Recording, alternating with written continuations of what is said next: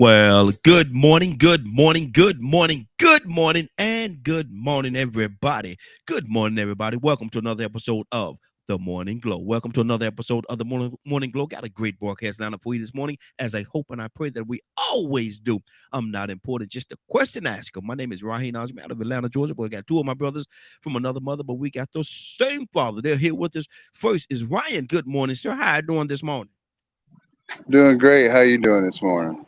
Hey, doing good, doing good. Man, we had Toussaint with us for a second. He done skipped out on us. Let me see. Hopefully he'll be back in with us in just a second or two.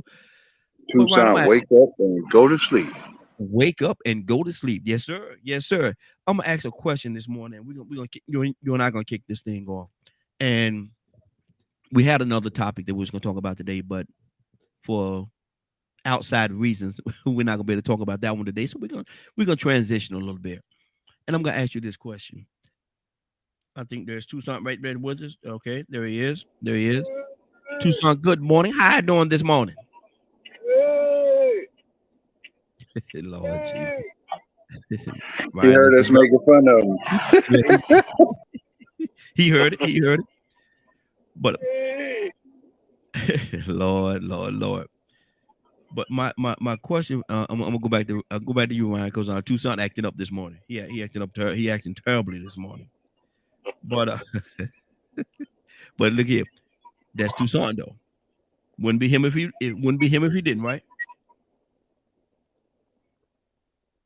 And Ryan not That's gonna true. co-sign. There you go. I'll get it. Ryan not gonna co-sign that. He not gonna co-sign it. But Ryan, let me ask you this question, brother. Um, we talk about drugs and how drugs has infiltrated our communities throughout the United States and the world. Yes, certain individuals that that get on drugs, do drugs, and to a certain degree are dependent on drugs. But let me ask you this question: when one person in the family is on drugs, who is actually on drugs? Who is actually addicted to the drugs? Is it just that person, or is it a ripple effect when that one person get involved with drugs? I think it's a ripple effect. Um, it start with the dealer. Start Mm-hmm. start with the supplier. Actually, when you think about it, that supplier is addicted to that money as well, Yeah, yeah. uh, and so is the dealer. And sometimes the dealer addicted to both. Mm-hmm. I've never met a dealer that didn't get high on his own supply, if you know what I mean. Wow. And then it trickles down into who are they selling to. Mm-hmm. So could be kids getting a hold of some of the stuff because parents so absent-minded they leave the uh, product laying around. I mean, it's a whole host of things, but yeah, it's definitely, in my opinion, a ripple effect. Mm-hmm. Mm-hmm. I, I think it is too, because though the other family members may not be on drugs, the effect that the one family member that is on drugs has on everybody else is it's almost like when somebody go to jail, man. They say, well, one person in the family go to jail, everybody in that family goes to jail because Absolutely. it's that ripple effect type situation. Tucson, what do you say to that? Who's actually on drugs?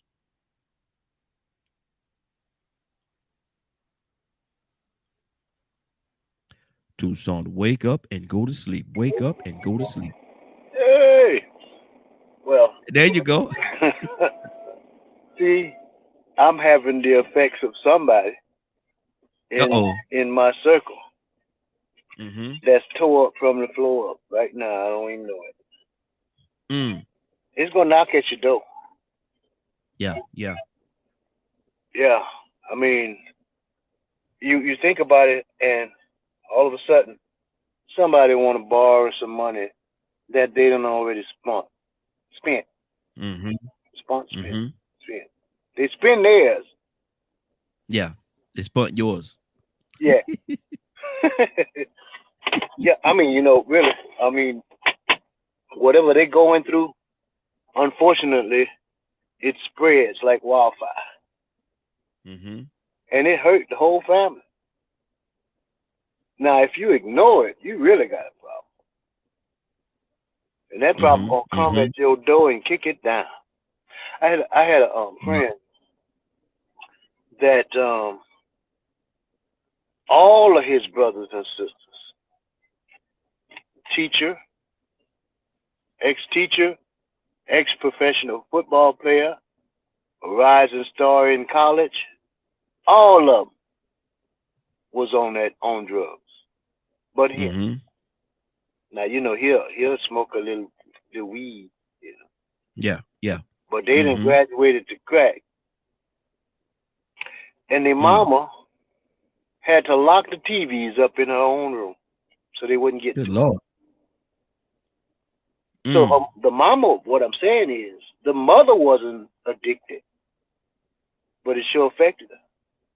Yeah. Yeah. And Mm-hmm. he wasn't, strung out, but he had to see about it. So Mm-hmm. it Mm-hmm. spread. And if you don't be careful, man, it spread through the neighborhood, Yeah. which Yeah. it has already. Because we say, well, I just mind my own business. You go right ahead. That's why the Mm-hmm. neighborhood ain't getting no better. Because see You're gonna what come happens. home. Yeah. Oh, he's gonna come home because see now what happens is when the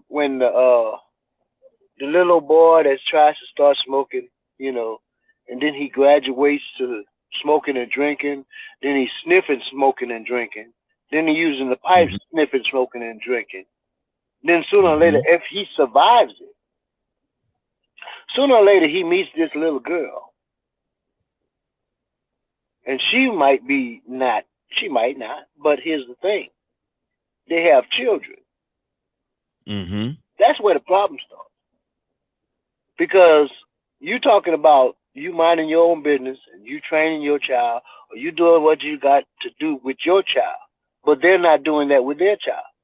Let years go Mm-hmm. by and that child starts growing up and affecting and acting like their father and their mother. You got a problem. Mm-hmm. And you say, well, I be doggone, the neighborhood ain't like it used to be. Mm-hmm. How many times you realize that the old stomping ground ain't like it used to be? You wonder why. Oh yeah. Mm-hmm. Because those people Exactly. that never left the neighborhood, still in the neighborhood with children and grandchildren, and tow it up. Mm-hmm. Yeah. And even for the people that says Toussaint that I'm gonna mind my own business. It ain't got nothing to do with me. They do what they do over there. As long as it does not impact me. You're gonna be the very one that one day you may come home, and there may be a footprint in your door, and you walk inside, and a lot of your stuff is gone. It sure is. Oh, ain't gonna knock at your door. You- Or Oh you yeah. wonder Oh yeah. why you go outside and all your rims on blocks. Yeah.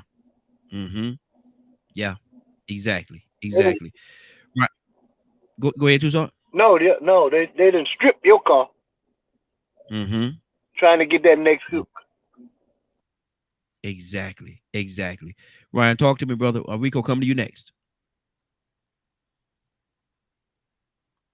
Ryan. Hi here. Sorry, kind of troubleshoot issues.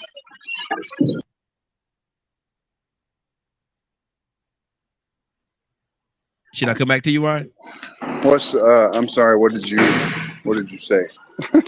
No, same thing.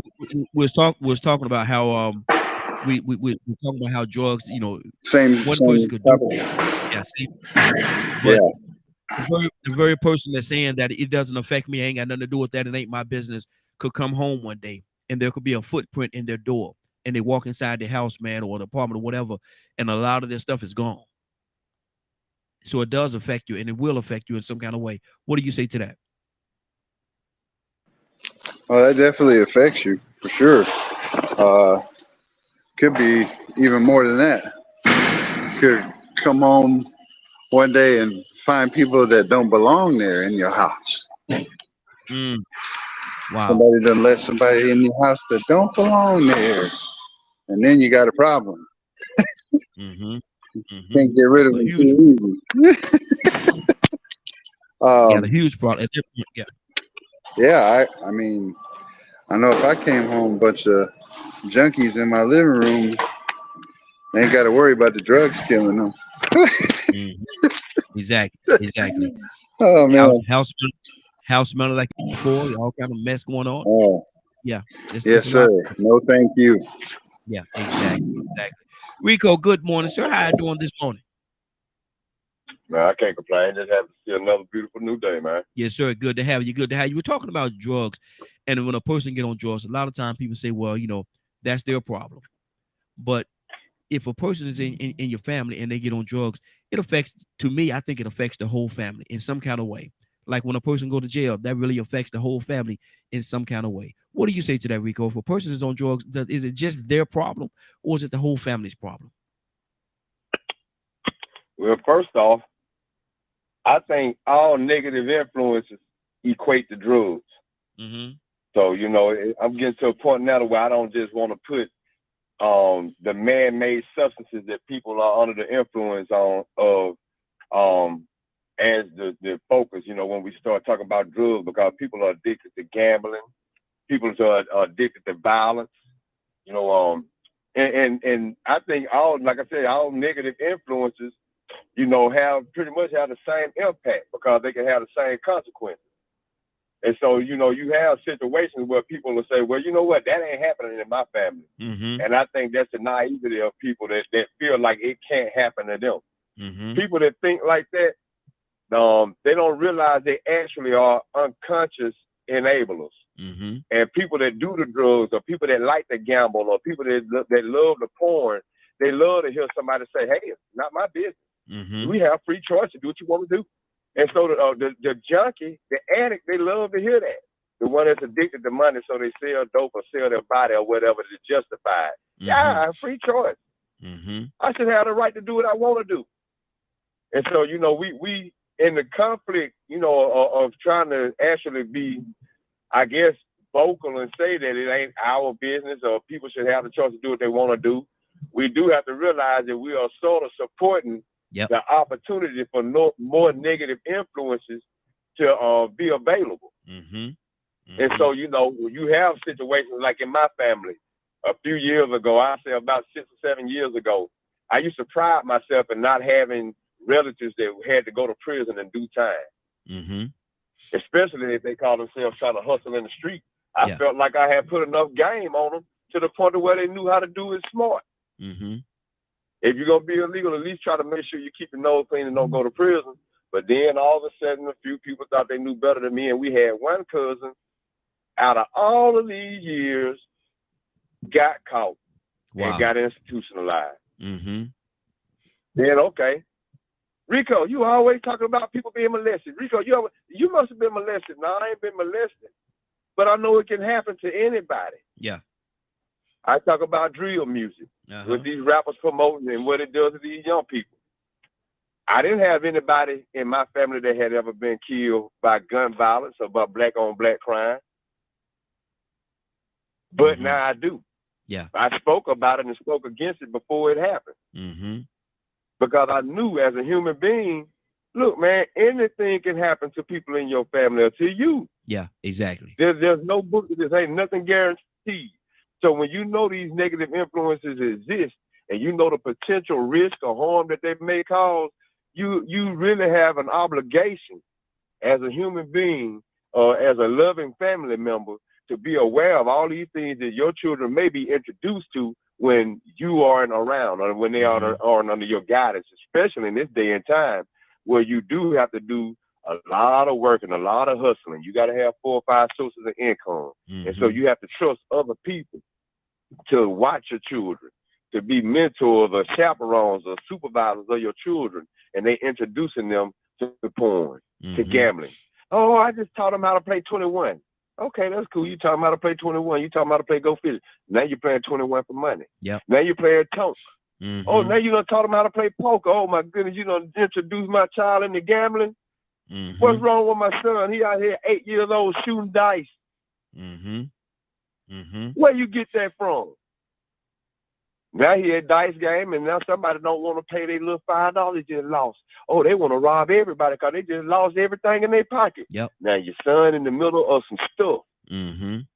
Caught up. You know, you sometimes we do have to pay attention and be activists on things that aren't happening to us because they could potentially affect us later on in this existence. You know, that to me that's being understanding your I'm gonna say being humble. Yeah. You know, knowing knowing that as a human being that you are capable of being put in situations that you are beyond your control. Yeah, exactly. Anybody can be tempted. You know, anybody can be tempted by something that they find favorable that really is negative. So yeah, man, I think when people take the stance that, oh man, it ain't my business. We don't have to worry about that in my family. My family doesn't do that. Oh, just wait a little while. Yeah. It's gonna knock on that door in some kind of way. It's gonna knock on that door. That absolutely. You don't believe your family will ever be a part of. Exactly. Tucson, talk to me, brother. Because that's true. You know, yeah. You wonder why things that you used to hear in other countries.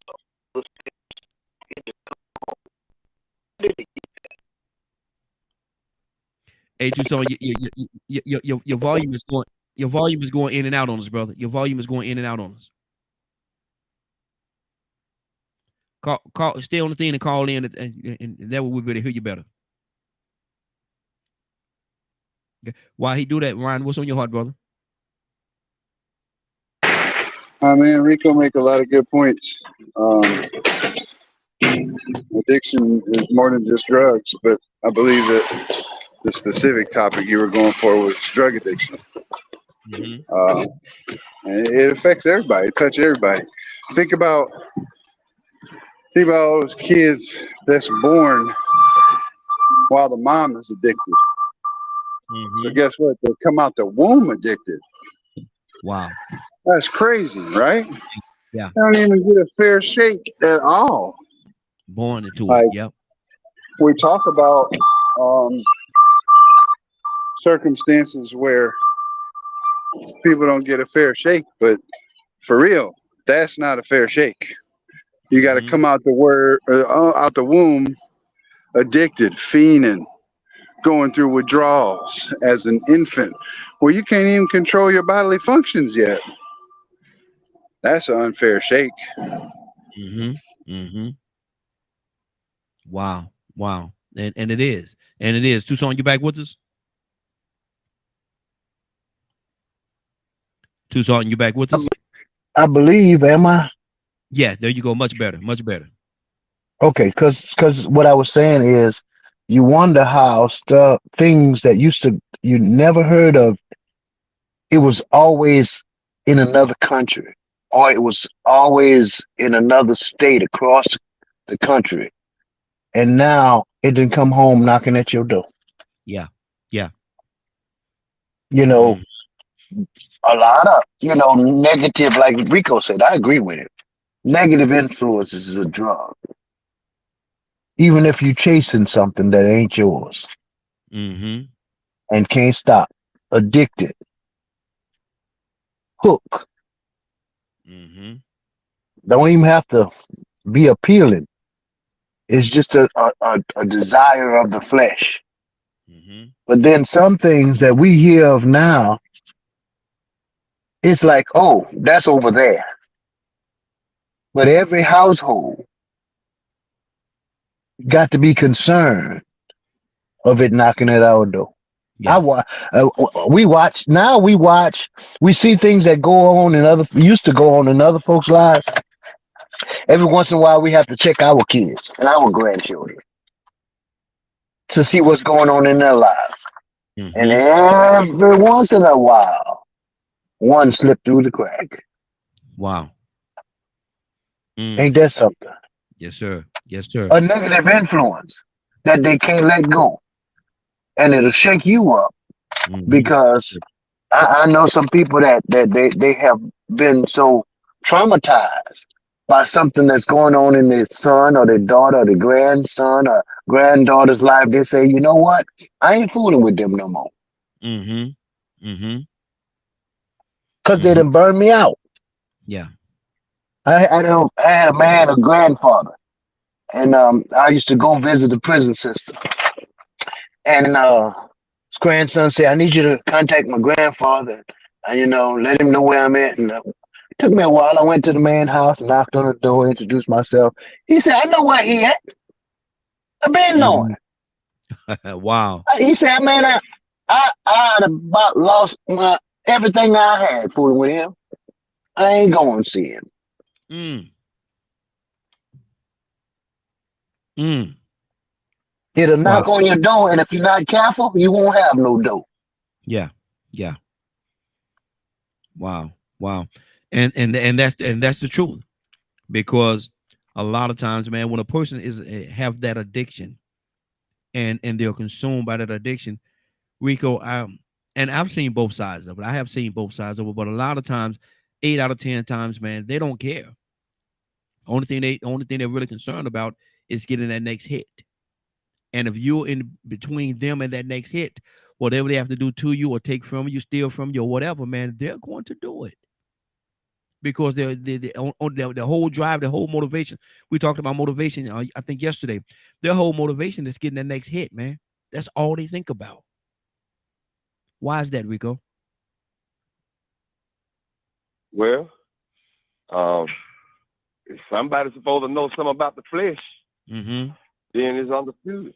Mm-hmm. That's why the weakness of the flesh. Yeah. I mean, anytime I come on your show, man, I end up speaking and saying those words every time. Yeah. Yeah. Because it applies every day to every human being. The weakness of the flesh. Yep. Every day we got to go out Yep. here and avoid something that we are tempted to do Yep. that really isn't good for us. And see, Rico, and to your point, human being. and to your point, Rico, we talking about drugs this morning, but that you're absolutely right. That could be any situation, because not everybody is on drugs, but everybody have this device that they have to fight against. Some people is looking, men. So a lot of men is looking at women. It could be anything, but you're absolutely right. Anger. You exactly. Go ahead, brother. Absolutely right. Drama. I mean, man, you know what, man? I can remember my first time seeing somebody actually on heroin, a heroin addict, was in my 40s. Mm-hmm. I never in my life saw one with my own two eyes in the flesh, in person. Mm-hmm. All the time I seen a heroin addict was on TV. Yeah. They was always in big cities. You know what I'm saying? You might see somebody in Birmingham on TV that was on heroin. Mm-hmm. You might see somebody from New York. You definitely saw people from New York and Detroit and Atlanta on heroin, you know. And then, you know, the movie American Gangster came out, and they talked about how it came to America. And I said, well, you know, I felt like the government had something to do with that when they went to Vietnam, because that was never an epidemic or an issue until we went to Vietnam. Yeah. Mm-hmm. They brought it back over. They introduced some men to it and brought them back over here hooked. Mm-hmm. And then all of a sudden we went to Afghanistan, and I saw news stories that said, oh, America has control of the poppy fields of the kingpins in Afghanistan, so that they're not going to completely eradicate it, but they can limit some of the distribution through the world, because this is the new dominant distributors of opium. And as soon as America got a hold of them poppy fields, and you seen them soldiers standing in the middle of them poppy fields with them uniforms and them guns, I started seeing heroin addicts in Addison, Alabama. Hot dog, never seen it before in my life. How did this happen? Yeah. How did heroin and opium from Afghanistan make it Aniston? This ain't New York City. This ain't Manhattan. I'm 40 years old, and I ain't never seen it before. Now people dying from it.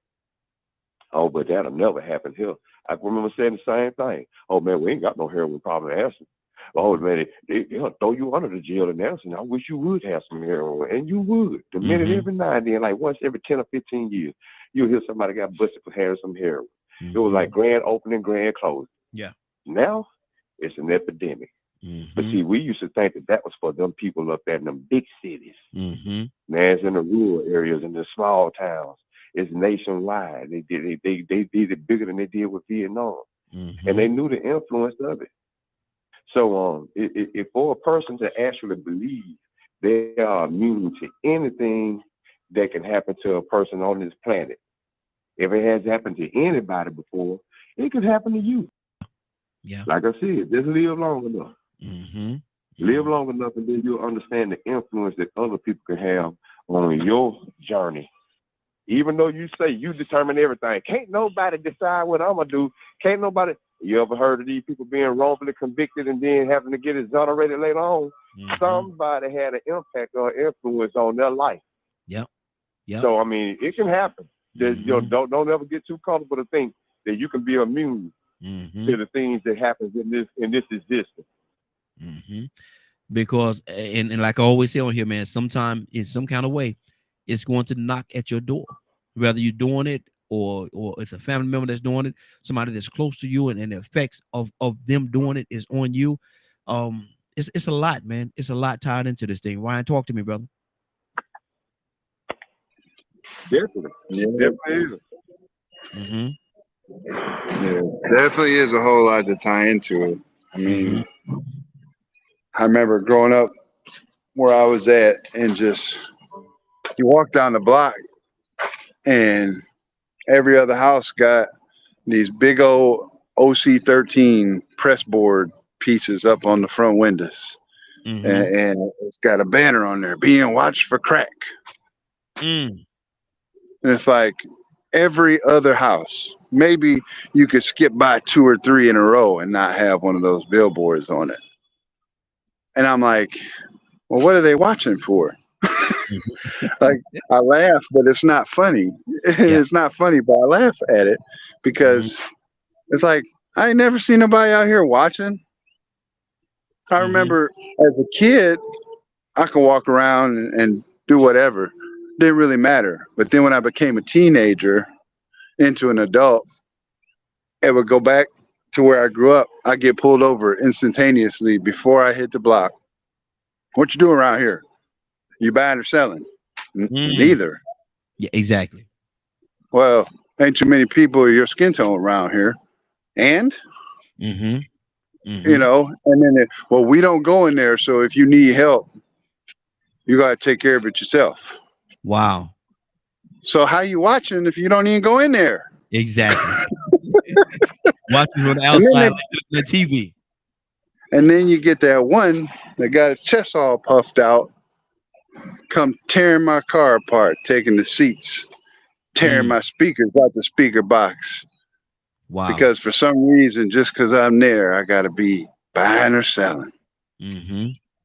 But Mm. it's crazy to see when you live there, when you live in that environment, not just how law enforcement reacts, but how people react and how they get addicted, and it spreads like a plague.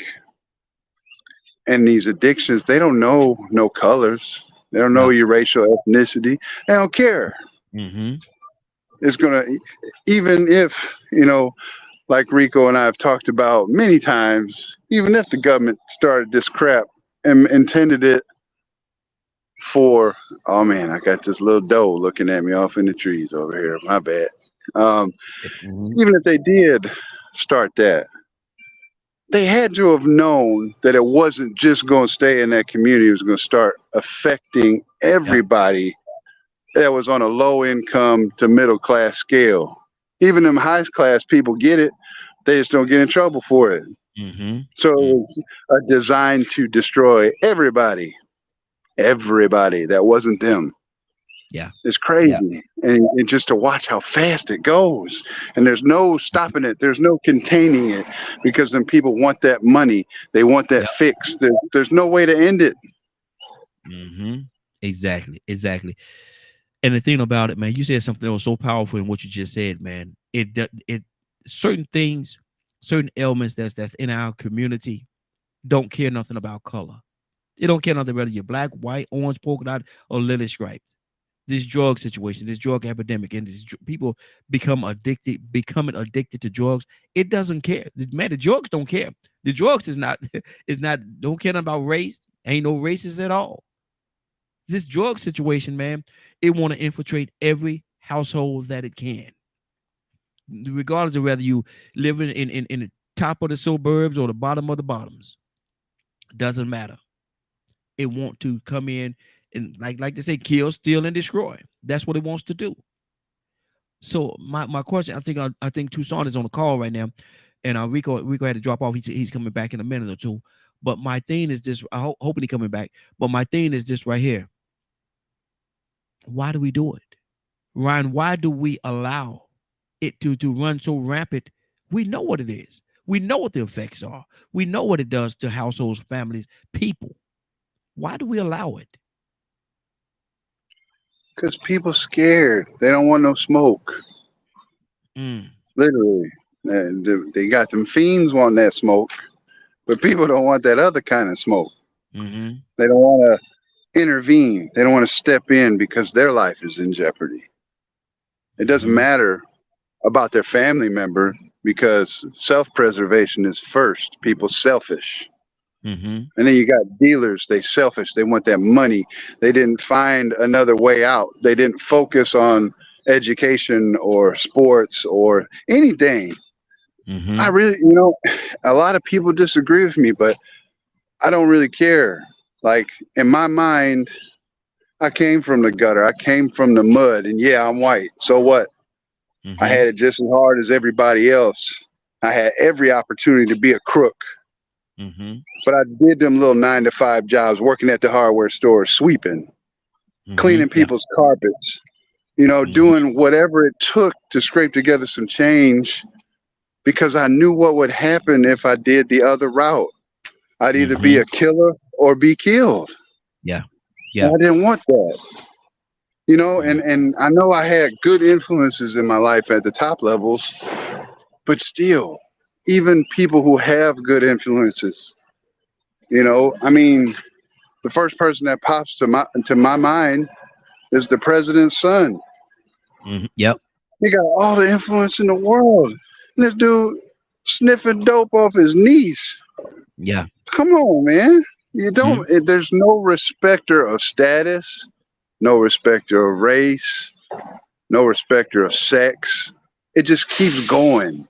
And if we don't do something to intervene, you can't really see the guy on the corner and give him some change or give him some money, because what's he gonna do? Smoke it up, drink it up, sniff it up, whatever it is. There's got to be a better solution, and I'm at a loss because there's so many people addicted. We don't have the capacity to handle that. Mm-hmm. And that's the set. See, I was about to agree with you, but my thing is, I think we do. I think we do. And the reason why I say that, I think that we do have the capacity. Now, are we going to do it? It's a totally different animal, totally different beast.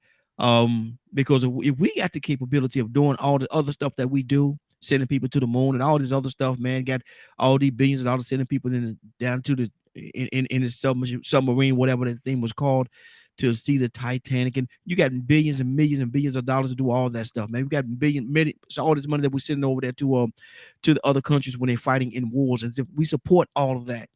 We support all of that. We come up with thousands and trillions of dollars if we need to support all of that. Why can't we come up with the same amount of money to stop this drug epidemic that we're going through right now, to stop all these people from being addicted to drugs like they are in today's time, to stop people from killing each other for drugs and all the other stuff that goes along with it, man?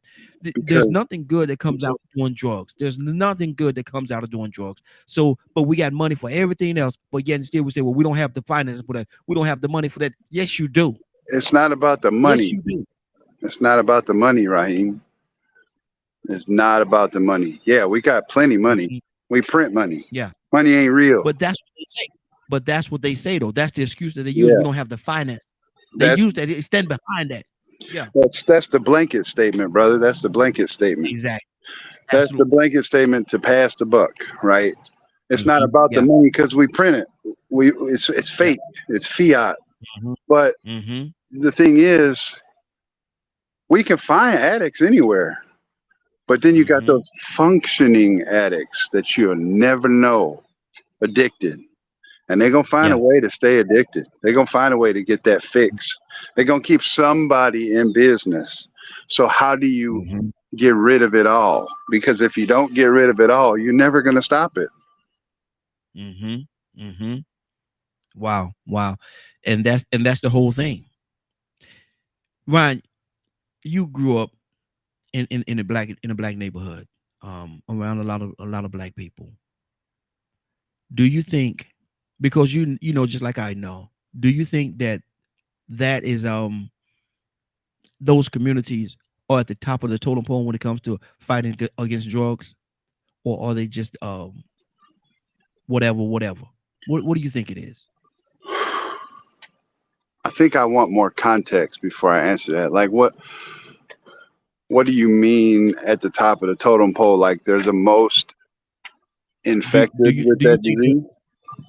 no? Do you think there is a desire of the people? Let's say the people in charge. Do you think there is an honest desire of the people in charge to get drugs out of those neighborhoods, out of out of the bottom of the bottoms? Let's say it that way. Okay. Do you think there's a conscious, honest desire to remove drugs out of those situations, or they just there, let them do what they do? And they got to fend for themselves. So go ahead and say go ahead and hey, because it's gonna happen. Hell no. It's it's probably a few people in the mix of the system that really want to see problems solved and addictions cured, right? But the vast hmm majority, no, because guess what? They're getting that money.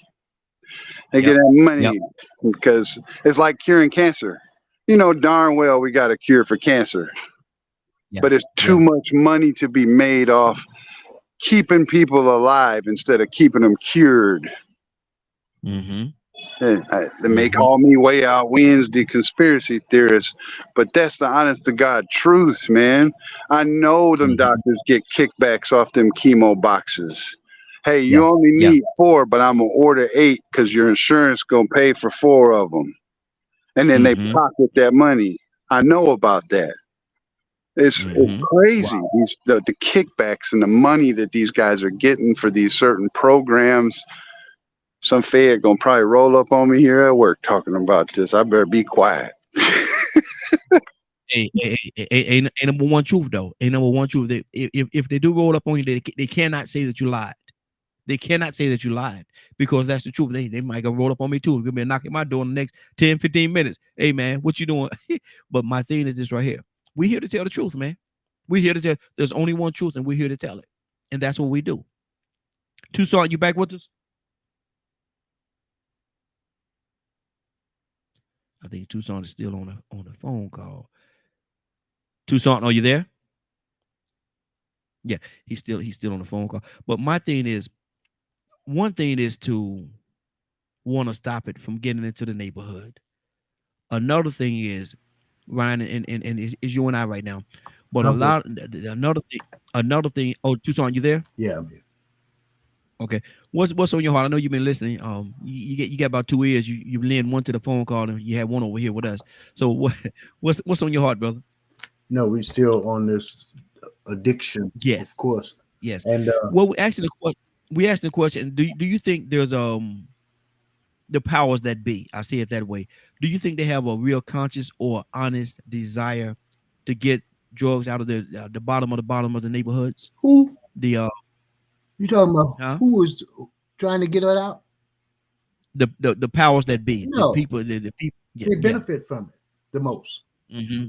Let me ask a question. That little boy on the corner, what boat or plane does he have? Mm-hmm. Mm-hmm. I'm talking about the masses. Yeah. The masses or the bulk when you talk about tons of it. Mm-hmm. Where he get that from? What does he Wow. do? He just gets the crumbs. Mm-hmm. But see, there's some people that have control at the dock Mm-hmm. or at the airport, customs. If customs, if everything that comes in this country, and Ryan, you probably can tell me more about that than I can. Everything that comes through this country goes through customs. Mm-hmm. There's a I forgot what they call it. Even in our warehouse system, if it comes overseas, there's a certain process that you have to go through. It has to come in a certain type of container because of Mm-hmm. bugs and this and that and the other and contamination, and it has to go through it. Has to go through a necessary inspection. All them trained dogs and all these devices that they have. Now, how in the Mm-hmm. world, for the Could it life get of through? me, that we Mm-hmm. have the most secure, they say, country in the world? They And say. yeah, they say. Mm-hmm. But see, for the life of me, Florida, California, you got Texas, you got the Mm-hmm. borders. I'm talking about just let's talk about borders, New York, anywhere around this country. If Mm-hmm. there's a water line or airplane, uh, whatever, ports, they have agents there that do the inspections. Now, my question is, who's on payroll and who pays them? The powers that be?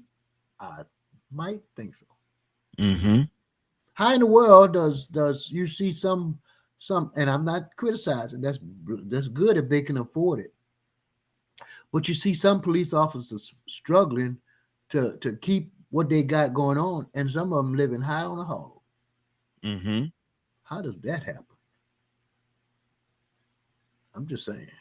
Wow. Wow. And that's the whole thing, man. I got another call. Let me go to the. I have there's so many different things I want to talk about on this topic right here, man. Captain, good morning, sir. How you doing this morning? Good morning to you, Raheem, and good morning to the Morning Glow family. And I'm doing fine. Thanks for asking. Yes, sir. Yes, sir. And good to have you, man. I know you've been listening this morning. What do you think about what we're talking about? We're talking about this drug situation, and I asked the question: do you think the higher ups, the powers that be, are concerned at all about getting? Because these drugs has caused so many different problems for so long. Do you think they're even concerned about getting these drugs out of the bottom of the communities? No, drugs, big business. Matter of fact, the new drug dealers is the pharmaceutical drug dealers. The little fella in the community, he lightweight, man. Mm-hmm. Little fentanyl that's in the hood and little heroin in the hood. Oxycontin, that ain't no drug, man. That's to keep you distracted from the big boys. Mm-hmm. The big boys are not illegal drugs. The problem is legal drugs. You find most of those in law enforcement, they'll tell you they're addicted to legal drugs due to a lot of the injuries they might acquire on the job, a lot of stress and a lot of anxiety and being depressed. They justify and they go to the doctor. The doctor write a prescription for Oxycontin, Xanax, and they get hooked on that, man. So Mm-hmm. the big drug dealers, the little drugs in the neighborhood, man, that's lightweight, man. They use that as a distraction because now the people can't get drugs. If they do, the doctors are not prescribing opiates no more. I got problems right now. I have chronic back pain, and I can't get, medicine constantly with this chronic back pain. Mm-hmm. But because doctors are very scared about prescribing drugs. unless you got a personal doctor like my man Mike Jackson, Michael Jackson had. You know, you can write you anything you want. Yeah. But Yeah. basically, no, I do believe that there is an influx of drugs in the community. But to me, the biggest drug dealers are the pharmaceutical. That's where my heart. Wow. And Ryan, that is a point. That is a point. Them over-the-counter drugs and stuff like that, man. That's big. And you said something about it earlier about the cancer, but that's big money. That's huge money, man. And they make millions and billions of dollars every year about over-the-counter drugs. I'm gonna give you this. It's gonna cause this effect. I'm gonna give you this other drug to counteract that, and I'm gonna give you this drug, and then you come back 6 months later, you need another drug to combat all of it. So they keep it is like a revolving door. It's constantly revolving, constantly going in a circle. How do we get out? How do we jump outside of that door, man? So we're not victims any longer. Prescription medication. Some of it you need to live, and some of it they give it to you and tell you need it to live when there's alternative methods. And that's the thing. Like I said, like there was a guy, it's a little off base, but not really. There was a guy from Canada who figured out that you could grind cannabis down into an oil. And when it was used as an injection, cancer would flee. Cancer cells running scared from it. And he started treating people with this and getting rid of that cancer. So when he came across the border to try and show people here, what happened to him? Deported. Can't have that here. Yeah. Or BMW with their water-powered car. Runs off hydro. Nope, can't sell that. Can't market it. Too much money in the oil industry, right? Yep. So it all plays a role. It all boils down to the same thing. Same with these prescription drugs. They keep making it because they want you hooked, so that you keep coming back. Look at me and my diabetes issue. I actually found a doctor who cared more about me than those pills. We're gonna put you on these pills. We're gonna get started right now, just to get you back to square one. And then from there, it's on you. Okay, bet. Let's do this. 3 months later, I'm back to normal. I want you to stay on them 3 more months, but that's just to make sure. Stabilize it. Make sure. You come back to me in September, your number's still the same. I'm taking them away. All right. But now you got people who's in my scenario who trying to get those meds. Right now, my pill bottle's empty. I can't even get my refills because they're out of stock. Wow. Because people that's overweight see the power of taking diabetic meds to shed pounds without doing nothing. So now they're going and getting these scripts so they can drop the weight instead of going and working out or changing their eating habits, right? That's how they get you. They show you the magic of these pills and what it can do for you and get you hooked so they can keep making that money, because it's all about that money. They don't need any more money. Big Pharma got so much money, they don't even know what to do with it. I'm sure they got a mountain somewhere and the whole inside of the mountain is a vault. It sounds crazy, but that's how much money they got. You know what I'm saying? Like, it is insane. It's the same thing with the FDA. Like, all of these agencies are inundated with wealth. Do they pass it back to the people? No, because they don't care about the people. Who cares about the people? The people. Yeah. But the people so addicted and so scared and keep their mouth shut that nothing's ever going to change. Wow. Tucson, talk to me, brother. And the phone lines are open. Give us a call, 508-924-3521, 508-924-3521. Give us a call. We're talking about drugs this morning, over-the-counter and illegal drugs. We're talking and the effect that they have on the community and communities throughout the world. Tucson, talk to me. Well, and I think about on the block how this little kid or young fella is admiring the guy with with the bling bling that actually is exposing himself. And that, like Cap said, that distraction Mm-hmm. from keeping the minds of the people off the real deal. And as a matter of fact, you're not even welcome in their neighborhood because they live in a gated community. And you see them pass by. Well, you don't see them pass by because they don't go to that part of the town. Mm-hmm. They own Wall Street. I just said Wall Street, but you know what I mean. Yeah, exactly. Exactly. They live in large. I'm talking about real large. I'm not talking about having. You know what? And I might be wrong, but if you got $1 million, you ain't got no money. No. You're not even in considered. You're not considered the elite just because you got your old man. I got a 6-figure income. Man, get out of here with that. Mm-hmm. But the boy on the block and the girl with the nails and the long hair that ain't her, she love that because that's what she want to be like. Yeah. Yeah. But the ones that keep us hooked, I look at my having this surgery that I had, and I don't want them pills.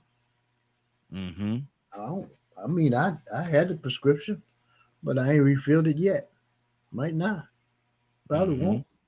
Because you ain't gonna get me hooked. I got to get off. I got to get off of them. Mm-hmm. Because first thing in the morning, you want to pop a pill. Then you pop a pill or pop a pill. And then you figure out, well, I didn't have high blood pressure, but I got it now.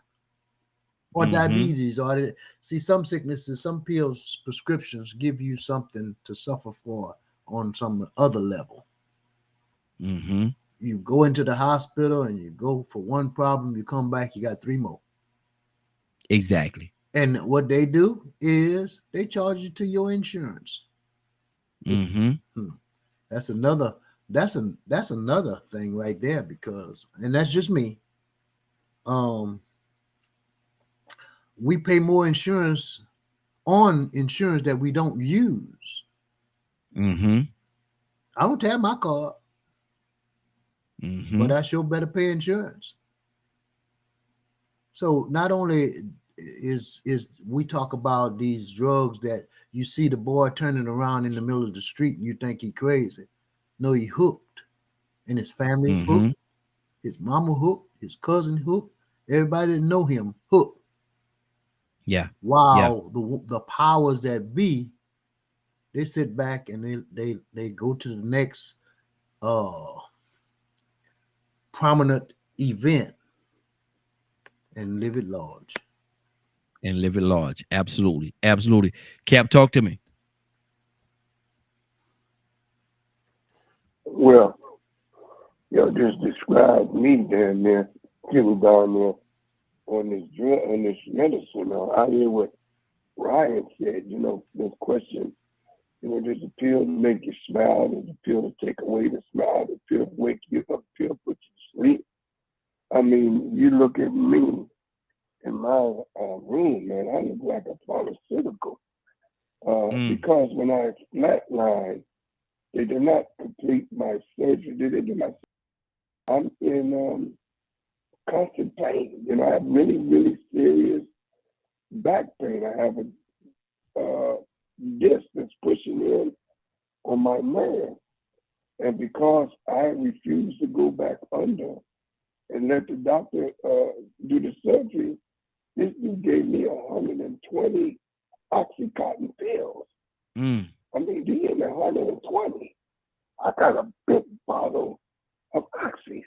Now, he couldn't get that to me before, but he can now because, I have chronic pain. So I'm sitting here with all these Oxys. I can't do these Oxys, man. It'll tear my stomach up. Plus, it'll get you addicted now. Yeah. As soon as my family members heard that I had these Oxys, man, they've been knocking on my door like I'm the dope man. Hey, brother, I got a bad knee here, and can I get a couple of those Oxys? And one guy offered to buy the whole bottle for $25,000. Good Lord. So he can get $50 a pill. Mm. for. I'm like, man, I'm not going to do that kind of work, man. I'm not in that business for Yeah. that. Yeah. But Exactly. my point is this, you know, if you can't get them from the pharmaceutical legally, then those people who cannot get prescription drugs, then you send them into the street Mm-hmm. to get them off the streets. Yeah. So there's people that go out there to get the illegal oxy because they really in pain. Mm-hmm. They really, really in pain.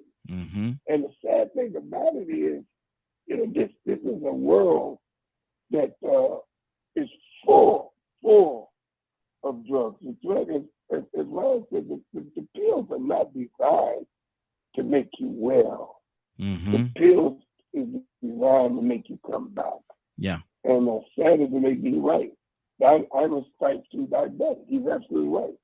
They're taking this Ozempic, and this Ozempic is now being used to lose weight instead of what it's supposed to do is bring your A1C down. Mm-hmm. But man, it's terrible because I have all these problems, man. So I got asthma, so I got to take steroids for my asthma. I got the back pain, so I got to take muscle relaxer. I got to take pain pills. I got to take gabapentin for my nerves. Then I got to take the doggone metformin. I got to take the phenylphide. I'm like, oh, don't forget the high blood pressure pills. Mm-hmm. So man, when I get up in the morning, man, I'm just, it's unbelievable, man. I have no desire to keep this man. Now I found an alternative, brother Raheem, and this is what my doctor told me. My pain doctor told me, see, the alternative is CBD oil. That's alternative. Mm-hmm. And I went and got me some CBD oil, and man, look here, partner, shoot it. And we're not talking about, it not only does it take away inflammation, but it has helped control the pain. Yeah. And every time it's an eye drop, I take eye drop. It comes in an eye drop. You take an eye drop, you put it on your tongue. And after I take that CBD oil, I want to put on some Miles Davis and some Coltrane. I don't know what that's all about. But man, I'm cool to go. Yes, sir. Yes, But, sir. I mean, I ain't mad about that. Mm-hmm. That's natural alternative. Yeah. But man, I mean, it's ridiculous, man. And our community, the diet of fentanyl is so real. Mm-hmm. In Columbus, in Ohio, is a high rate of overdose because they're cutting that heroin with that fentanyl. Mm-hmm. That fentanyl is so dangerous. Yeah. That if you catch it, that you can almost OD. And even police officers are getting issues from dealing with it. Mm-hmm. So, you know, we got a crisis, and it ain't like some new stuff, right? It ain't new in the hood. Yeah. It really ain't new. That's what I'm about. Exactly. And you know, and we're talking about this, man, but there's a lot of different levels on this thing, man. Over-the-counter drugs, street drugs, all kind of different drugs, but people are becoming addicted to each and every one of them. I've seen where it said people are more addicted to over-the-counter drugs than they are to the drugs on the street, than a heroin or crack or meth or whatever it is. They're more addicted to that. That's crazy. Leonard, good morning, sir. How you doing this morning? Captain Leonard. Good morning, Raheem, in the Morning Glow family. Man, how you doing this morning, brother? I'm doing just fine. How are you, Raheem? Hey, doing well. Good to have you. We're asking a question. We're talking about drugs today. You've been listening to us? Uh-oh. No, I haven't, Raheem, but I know a lot about drugs. Go ahead, Raheem. Well, we asking a question about do the powers that be. And it's been across the board. Answers have been no across the board. I want to hear your take on it as well. The powers that be, the higher ups, if you will. Do you think they're even concerned, even give a care about what goes on in the drug world, in the bottom of the bottom, in the hood, in what they consider the ghetto, if you will? Are they even concerned about that? Well, it just depends on what level of concern are you talking about. Drug manufacturers don't usually have levels of concern that way, except for their product. Mm-hmm. So you know how you use certain things, and I definitely have to mention a different perspective on this Mm-hmm. issue. Okay. Powers that be is not a phrase that I use, Mm-hmm. because what power are you talking about? There are everybody don't have to be concerned about you. Mm-hmm. And so I think if people change their thinking and understand that you're supposed to be concerned about you, Mm-hmm.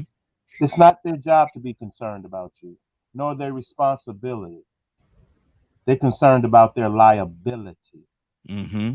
as it relates to you. You do Okay. not have a relationship with them or anything of that type, and they have no reason whatsoever to be concerned about you Or to care about you. beyond their liability. Mm-hmm. So Wow. it's your responsibility Mm-hmm. to be aware of what you're putting in your body. Mm-hmm. I don't care who it is. I don't trust nobody Mm-hmm. when it comes to putting things in my body. Okay. Okay. And with that being said, coming from that angle, why do you think? Because people have seen many, and this is the part that baffles me. People have seen for many years what drugs do to people, community, the individual in the community, or across the board, the negative effect that drugs, quote unquote, can have. I say it that way, can have on people. So why do people still become addicted to it? Okay, that's a different thing. Mm-hmm. Because when you said drugs, see, drugs is everything. Drugs is drugs you get from the hospital, the doctor, everybody else. So Mm-hmm. you have to talk about what drugs you're talking about. Mm-hmm. You Well, know, everybody. I mean, we like, what are actually you we talking talking about? both we Street talking both drugs? sides of it. Mhm. Are Yeah, we you talking talking about about both sides. abusing drugs or what? Mhm. Well, we're talking about now the people that's addicted to drugs, our city street drugs. If people know Uh-huh. that crack or heroin, methamphetamines, or whatever it is, whatever the street drug of their choice is, they know the effects of what that has done to many people, and they've seen it with their own Yeah, eyes. They've seen it, man. Why yeah. why do they still fall victim to it? Because they desire the high better. And Mm, that shouldn't be a difficult concept. Anything that you love to do, that you like to do, that makes you feel better, you have a tendency to continue to do that. mm. Great discipline keeps you from doing those things. So what And we're so you're dealing saying with is most people who have most no don't have the discipline. discipline. Oh, so No, you're they saying have most no don't. discipline. Okay. No, Okay. Go ahead. they cannot help but overindulge in things. Mm, They have serious discipline issues mm-hmm. and they overindulge, just like with food. You eat too much, you get sick. See, my thing is, Leonard, and I understand what you're saying, and the great point that you're making, but my issue is this right here. If I know something, if I see something that's gonna make me sick, I see my buddy over there, he eating something, and man, he falling over, holding the stomach, and falling over in pain, sick, and all kind of stuff. Man, I don't want none. Nah, man, I'm good. I'm good, brother. No, Me neither. good. I'm Me good. neither. Matter of fact, I'm ready to go over here. Right. But and see, and that's my thing. If people have seen, man, you've seen people in different families that have family members that's addicted to drugs, and they saw the effect that the family that they Uh-huh. went through, saw the effect that it had on the family, but yet still that same individual later down the line will become addicted and doing drugs with that very person. Because you're addicted to, you can get addicted to feeling good, Mm, feeling better. It's the feeling that people get from doing drugs. If you've never done them, you mm-hmm. don't know. So some drugs make people feel stronger than they ever felt. Some people just want to chill, so they get something to make them feel chill. Some people just want to forget they on this planet, Mm-hmm. Mm-hmm. and drugs helps them do that. It takes away the negative Mm-hmm. and brings on what seems to be positive. Leonard, hold on for a second, Leonard. Hold on for a second. Stop. Everybody stop the presses. Stop the press, man. Look here. I'm feeling some kind of way right now, man. I'm feeling some kind of way. I'm gonna tell you. No. This is totally different. This is totally different topic. Totally different topic. I'm feeling some kind of way, man. Why in the world? And I'm gonna call her out. She gonna get me later on. She gonna get me, and she could do. She the only one that could do this. She could get me. Her and my wife could get me. But listen, why in the world is my mama watching us on TikTok? Because your mother is with the time. She's into communication and information, and she gonna get on every so she know what she talking about, and she can see what's going on in the world. Man, my mom on TikTok this morning. Man, what is usually she watches on either YouTube or Facebook. She on Right. TikTok. Good morning, mama. Love you, mama. But what in the world are you doing on TikTok? Your mama was here before you were. Yeah. She Woo! with it. She with it. Woo! Okay, mama. Shout out to all my seniors that stay involved and plugged in and connected. Lord Jesus. I looked at that thing and it said, good morning. I looked at the name and it was my mom. I So said, oh, funny. Lord Jesus. Oh, Lord Jesus. It's Okay. so funny. But go ahead, Leonard. We was talking about, man, people, they know the effects of it and what it does to themselves, the people, the community. Yes. And you say that I got to be real careful how I verbalize this part. Here, my mama watching now. Yeah, I can't say it the you way I want do. to say it. But You do. but my thing is this right here. We got this verbiage in our community, man, and people go out and have a good time. They say, man, I got effed up last night. Man, I got effed up last night. And the words have power. Yes, you did get effed up last night because you did something that's gonna hurt your body. So yes, you did. But they mean it a totally different. They take it in a totally different context. Go ahead, Leonard. Finish your thought, brother. It's about the release. It's the release that people crave. It's the letting down of your inhibitions that people crave. Without discipline, if you tap into that lust, so to speak, it becomes consuming. And you constantly have to discipline yourself to fight against that. The word, constantly warns us of these things. Too much of anything, it's not good for you. So even if you were to try a bad thing, you should have enough distance to say, hey, this caused me some negativity. So I can't overindulge. There are some things that you can overindulge in, and they give you signs like, one, I am so not into the like I said, I think we had this conversation before. The best thing to do with a drug addict is get them off drugs. Yeah. That's it. There's no other. I don't care how you say it. Well, Leonard, that's cold-hearted or whatever. Do you want to get off drugs or not? Because that's the only thing that's gonna help you. Because what we do know that if you stay on them, you're going to die, and you're going to die like this.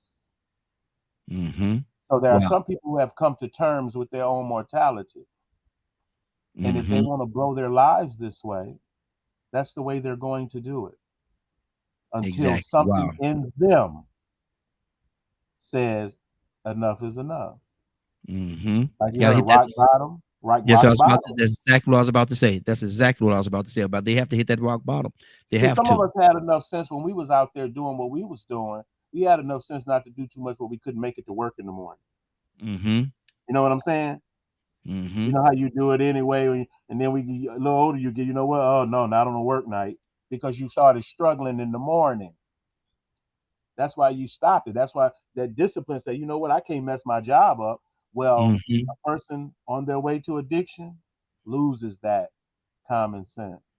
And the drug gives them a better feeling than going to work every day.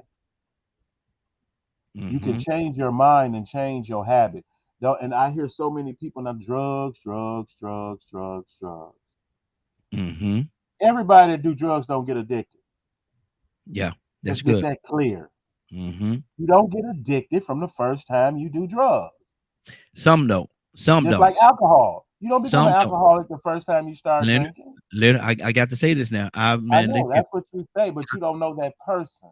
But listen, I've seen listen, Leonard, I've seen situations, man, where a person hit some crack for the first time. I've seen it, man, and they beam them up, Scotty. You know, they get that look in their eyes, and you look at me and say, oh man, he through. It's over.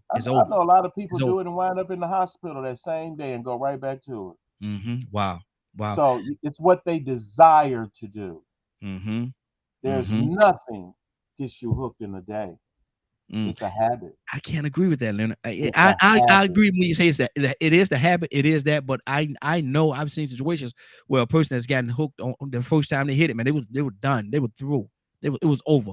Tucson, talk to me, brother. Cap, coming to you next. What do you say to that? Do you think a person could first time hitting crack, and let's just say crack right now, first time they hit it, can they become addicted after hitting it for the first time?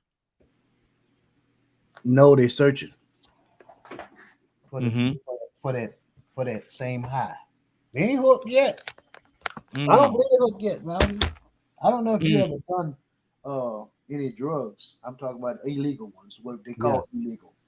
Mm-hmm. Mm-hmm. But they graduating. Yes, Mm-hmm. sir. It's like going to school from one grade to another. And see the first high, and I'm gonna just say it, that it might be Oh free. yeah. Might be from an older, it might be from an older brother or cousin or a friend that you just Mm-hmm. chilling with. Nah, I don't know if you've been there, but I've been Oh, there. puff pass, brother. Mm-hmm. So is. I might as well come clean. Confession is good for my Yes, soul. sir. Yes, I'm sir. just saying. But see now, that first high, that was just fun trying something. Mhm. Oh, got a can you still hear me? Because Yeah, I hear you. Uh-huh. the second one is trying to obtain the high that you got from the first one. You ain't Chase. hooked yet. Mm-hmm. Yeah. Mm. You ain't hooked yet. You still experimenting. And so since you can't get that first high again, Mm-hmm. you go to the next event, party, whatever the case may be, in the woods, walk away from everybody else, and you go get you the same thing or something else, Mm-hmm. and you chug a lug, and then you,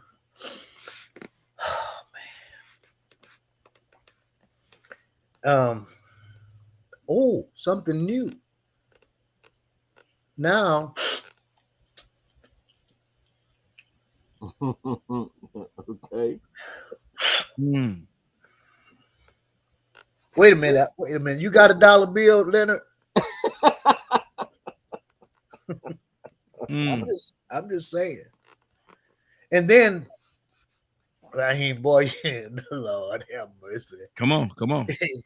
So you're not hooked. No, they not hooked on the first one. They trapped. Mm. Mm. They're trying to get out, but that Rico said it, that flesh, Mm-hmm. Yeah. you done contacted the flesh of the man, Mm-hmm. and the flesh of the man won't let go. Because you can't fulfill the desires of the flesh. Mm-hmm. I don't care So how you don't. much. So you No, don't think sir. because of the fact that No. they addicted to that high or that feeling, you don't think that they're addicted at that moment? Not yet. No, sir. It ain't happened yet. Mm. No.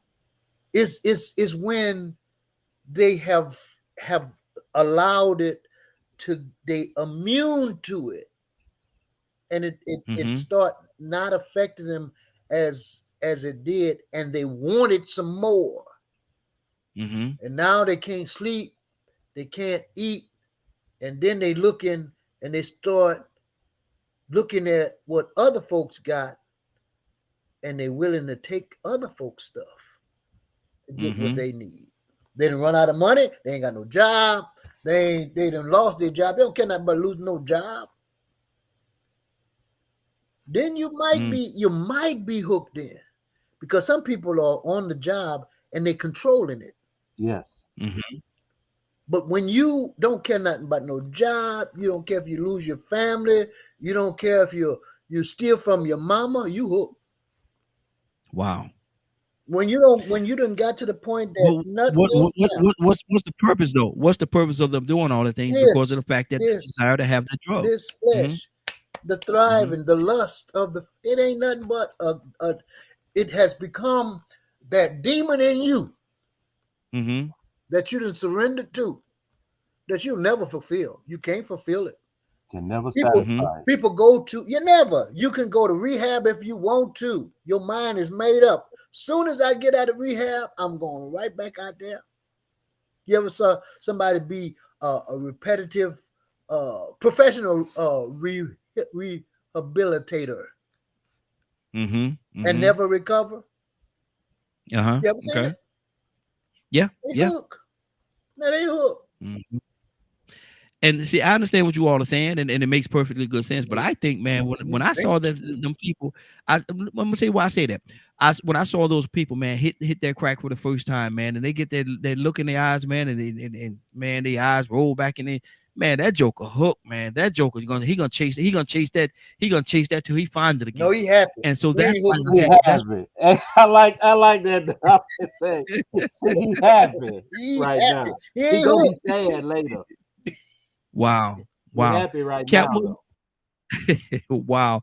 Cat, what do you say to that, man? I think, man, I've seen them jokers, man. I like, man, look at, man, what's wrong with dude, man? Man, that crack, I can't mess with that doggone crack. I've seen that crack affect my family in a lot of negative ways, man. So that's something that, I have no desire. I have no desire. Cat, what's on your heart? Do you think they're hooked at that particular time? Well, I never ran into a crack circle. I mean, I'm so far removed from understanding it. I do know the effects that it has because I can look at the black community and see the devastation that crack has caused. Mm-hmm. I have never seen a drug that once you hit it once or maybe twice, you do become addicted to it, Mm-hmm. but not addicted to what Dr. Leonard said. Addicted, when he says addicted, that means you got to have it and you got some biological changes Mm-hmm. if you don't get it. That's when you know you're addicted. Addicted meaning that if somebody has was hooked on crack for the first time, that means the next day he's shaking, he's trembling. If he can't get it, he's going into DT. That's the kind of addiction I think Dr. Leonard's talking about. I don't know nobody that goes through that on the first time. I like what my man Tucson said. They're trying to chase that feeling. And it's that desire for it's anytime you make a drug, and it was made particularly for this reason, that taps into the pleasure center, that is a powerful drug. Mm-hmm. If you make a drug that it taps into the pleasure center, that's what it does. It's designed to do that. It is designed for you to come back because you cannot imagine, according to what they say, what that kind of high is. Man, that kind of high would scare me. Yeah. It Yeah. would scare a guy like me. I wouldn't Mhm. even want to try it. If I seen somebody say, man, once you take it, buddy, you ain't gonna never, man, I don't want it. I don't Mhm. want to be like that. I Mhm. have no desire to know what that kind of pleasure is. All right. If that pleasure is greater than sex, what? Mhm. Man, come on, man. I'd be scared of anything like that. Mhm. But I think what Leonard is saying in his writing, you can't be hooked on the first day. You can have a desire to continue to chase it on the first day. But when we talk about to be hooked, when somebody hooked, that means they doing anything they can to get it. And I don't think on the first time you're gonna rob your mama. You took it one time, now you going to your mama's pocketbook and Yeah. scratching and you're not showing up at the work. No. It takes a period of time to get to the point where you have a biological reaction for not taking it. That's the same with heroin. But as sad as it may be, these drugs that's in our community, I mean, they do not produce nothing that would get us out of this condition. Matter of fact, the drugs does not do nothing but placate our condition. I think the most dangerous of all drugs, and hear me out, the most dangerous of all drugs is marijuana. Wow. I think marijuana has done more to make us very complacent. It takes away your desire to be aggressive in any pursuit of your personal life. Well, what I mean by that is I need to be aggressive in my pursuit to look for a job, for my pursuit to come out this wretched condition I'm in. Then I need a motivation. Well, then you ain't gonna get the motivation from marijuana. Yeah. Marijuana ain't gonna give you the motivation to want to go out there and look for no job because you ain't trying to work. Marijuana is gonna give you the attitude to be justified and not to look for a job. It makes people very complacent. Mm-hmm. I've never seen guys that do marijuana and want to get into some physical sports activity. No. You ever see guys just smoke some weed? Yo, man, let's go out there and throw that football. Mm-mm. Oh, man, you get some weed and you want to lay back. You don't want to do nothing but philosophize. You become a scientist. All of a sudden, you smart. You want to just Eat. which came first, the chicken or the egg. Mm-hmm. I mean, man, I ain't gonna go out there and do nothing, man. Give me that hit, give me, man, 2 shots. Don't give me a roll, man. Come on, man. I ain't trying to hear all that, man. They ain't gonna do nothing but do all that talking and all that walking. I'm gonna be right here. Mm-hmm. So so to me, it has served its purpose. Mm-hmm. It takes away men, and you're not aggressive. Yeah. When you get caught, pulled over by the law enforcement, you want to talk your way out of it and talk your way into it. Mm-hmm. But you ain't gonna bust a grape. You ain't gonna bust a grape. You gonna talk smack, but you ain't gonna do that. If you smoking that weed and you kicking it with some Henny, then that's a whole different story, And Henny gonna make you a little bit more aggressive. Mm-hmm. But I mean, they got so many drugs out there, so many cocktails, and not even talking about the crystal meth. And the crystal meth, man, that's worse than crack. Yeah. Yeah. And so, it's sad because people make hundreds of thousands of millions of dollars with drugs. Mm-hmm. It's been going on forever and a day. This is not new. Mm-hmm. What's only new is the potency. You hear me? The potency of these drugs. Yeah. Yeah. So they're not just shooting heroin, they're shooting death. They're not coming back on these. Mm-hmm. Anytime you go and give these kind of kicks, that in case they OD, everybody got a kick. You can bring them back after they OD. I've never seen nothing back in the 60s when they were shooting heroin. They had those kind of kicks. But today, they give you a kick. So if you don't go in OD, we can bring you back so you can get high again and you're OD. And guess what? And we can bring you back. And you can, man, this is some sick stuff, man. Yeah. That's just on my heart, right? Good deal. Good deal. And see, man, you just left a lot, 4 or 5 good lanes I could go down, but I'm gonna go. Before I do that, let me go back to Ryan. Ryan, what's on your heart, brother? You gotta sneeze. Excuse me. Ryan, what's on your heart, brother? Bless you. Thank you. Thank you. Bless you.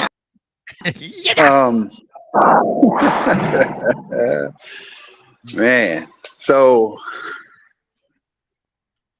Cap started touching on meth a little bit. I got some experience with meth. I've never used, but in Cleveland, Tennessee, that's pretty much all we got on intake was meth heads. Mm-hmm. And man, like that is a smell that's not only on the person, but their clothes. It's embedded in their skin, in their homes, in their walls. It travels the vents in the apartment complexes, and it never goes away. Still today, obviously it's made way here to the deep. And I grocery shopping, and I just walk by individually. I'm like, man, there's that nasty smell again. And it's so irritating to me. It's so irritating. That there's other things out there. You instantly know that person has been in contact in some kind of way. Yeah. Yep. And what kills me about addiction to these substances, meth, crocodile, flocka. Crocodile is heroin, right? But it eats your body from the inside out when you inject it. So your injection site starts as a needle prick, and then those drugs start to eat your flesh from the inside to where that needle injection point becomes a hole. Mm. And I'm thinking to myself, Why? like I think it was Leonard said that it's a release, right? These drugs are a release for these people. But at Mhm. what point does something that's supposed to make you feel good, when it starts putting holes in your flesh, where does the brain kick back in and say, look, dummy, what's Yeah. happening to us? Look at Exactly. me. I got this hole the size of a softball in my leg, you Mm. know? Or, for instance, Flocka. If you ever heard of Flocka, they call Yes. it bath salts. Mm-hmm. These people run naked down the expressway and jump through windshields like Superman. And they got Mm. the strength of the Incredible Hulk. And it's true. We had 7 officers on a gentleman, 3 times my size, who was on Flocka. He picked us up like we were paperweights Good while we Lord. were tasing him and spraying him at the same time. We didn't Mm-hmm. exist. We were nothing. He took the cell door off the cell. Good Lord. Yes. So, but I talked to that man after he came down, normal human being. I've talked about this a little bit before. But he told me, I never believed in God before, or demons, Mm-hmm. until I started being addicted to this. Wow. And he said, you take these things and you see them. They manifest right in front of your face. And you Mm. have full-blown conversations. And they tell you what they're gonna do to you while you take this stuff. Mm. And he said, you would think that that'd be enough to scare me away from it, but I can't stop. How do we fix that? Because at this point, this drug has altered his mind. Yeah. Yeah. I'm not saying that demons ain't real, because I know they're real. But it's Mm-hmm. altered his mind to the point where he's having conversations with them, which is possible, but he can't stop. Like Mm. you and I and everybody else on this line are logical, seeing what's before our eyes, believing in the spirit human beings. Mm-hmm. And we would know that if you were standing there having a conversation with a demon, I need to stay away from this. Mm-hmm. I got a hole in my flesh. I need to stay away from this. Yeah, So what exactly. keeps them going back? Mm-hmm. That terror should be enough to scare them away from that, but it's not. And I think that's what I'm breaking it down to, is that's part of the solution, is figuring out how to recalibrate that mind to understand that what they're doing is destroying themselves, because they don't see it for themselves, even with a gaping wound in their body. Wow. 508-924-3521, 508-924-3521. Talking about drugs today, man, and the effects that it have. Tucson, that's a lot to have a hole in your body, the size of a golf ball or whatever it is, and not realize, man, maybe this, I need to walk away from this here, man. This ain't good for me. You have conversations with spirits and man, look here, man. That's a lot. That's a lot for a rational mind to conceive. What do you say to it? Yeah, and I want to address this, and I understand when it said that drugs is an issue. It's more than an issue. And I'm just saying, when you got a hole in your body, then you good with what's caused the hole and you going back to it. See, if I don't have enough money and the job is bothering me, no matter how much money the job is paying, I'm gonna leave that job. Mm-hmm. Yeah. Yeah.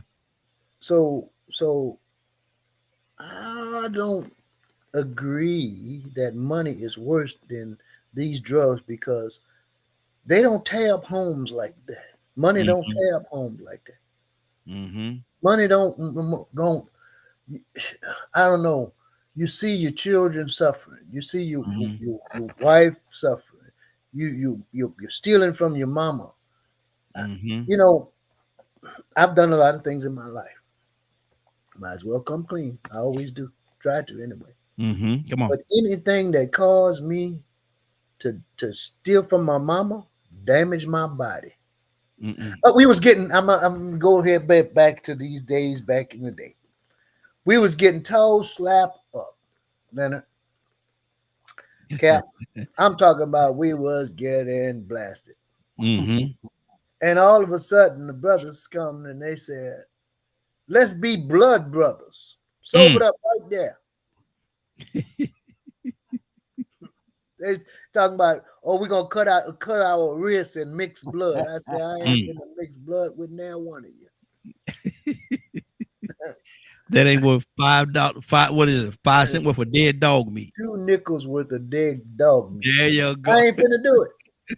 No, sir. I'm not that high. Mm-hmm. Now, here's the thing. That's why I wake up grateful, because it didn't happen to me. It could have happened. Mm-hmm. Because man, anytime you try something with embalming fluid in it, wow. Yeah. Yeah. you wonder why I'm kind of quick. Mm-hmm. I'm just saying. So when people talk and when people are getting into stuff and I can talk to them and I can tell. Oh, they experiment with some things that they might not be able to let go. Mm-hmm. So I sit them down and try to, hey man, you might not want to. Yeah. Yeah. You're gonna have to get you. And you see, you can, when you get to the point where people get like that, you got to do more than pray for them. Mm-hmm. Mm-hmm. It's some help that they need, that they didn't go overboard, because they see the hole in their arm. Mm-hmm. Yeah. Yeah. Or their body or their face. Mm-hmm. The teeth out. Mm-hmm. Rotten, toe up from the floor. There's something that they're taking with battery acid in it. Yeah. Mm-hmm. And they're good with it. And they're going for some more. And they don't care. And look, they believe themselves. So a guy, here he is, 11 o'clock at night with a screen door on his shoulder, trying to sell it. Wow. And he believed that that's a product that somebody wants. Mm-hmm. Come on, man! I just need about $10, man. I got this, I got this screen door, man, and and I got one of these bug propellant things. Well, I have to admit, and they believe themselves. Tucson, which one did you buy? The bug propellant. That don't have glass in it, or was it the aluminum kind? It was the one with glass in it. I give him a couple $. That's the way I can fix it up. Tucson contributing to the cause. The mosquitoes would tear me up, brother. He was right on time. Those wasn't mosquitoes. Exactly.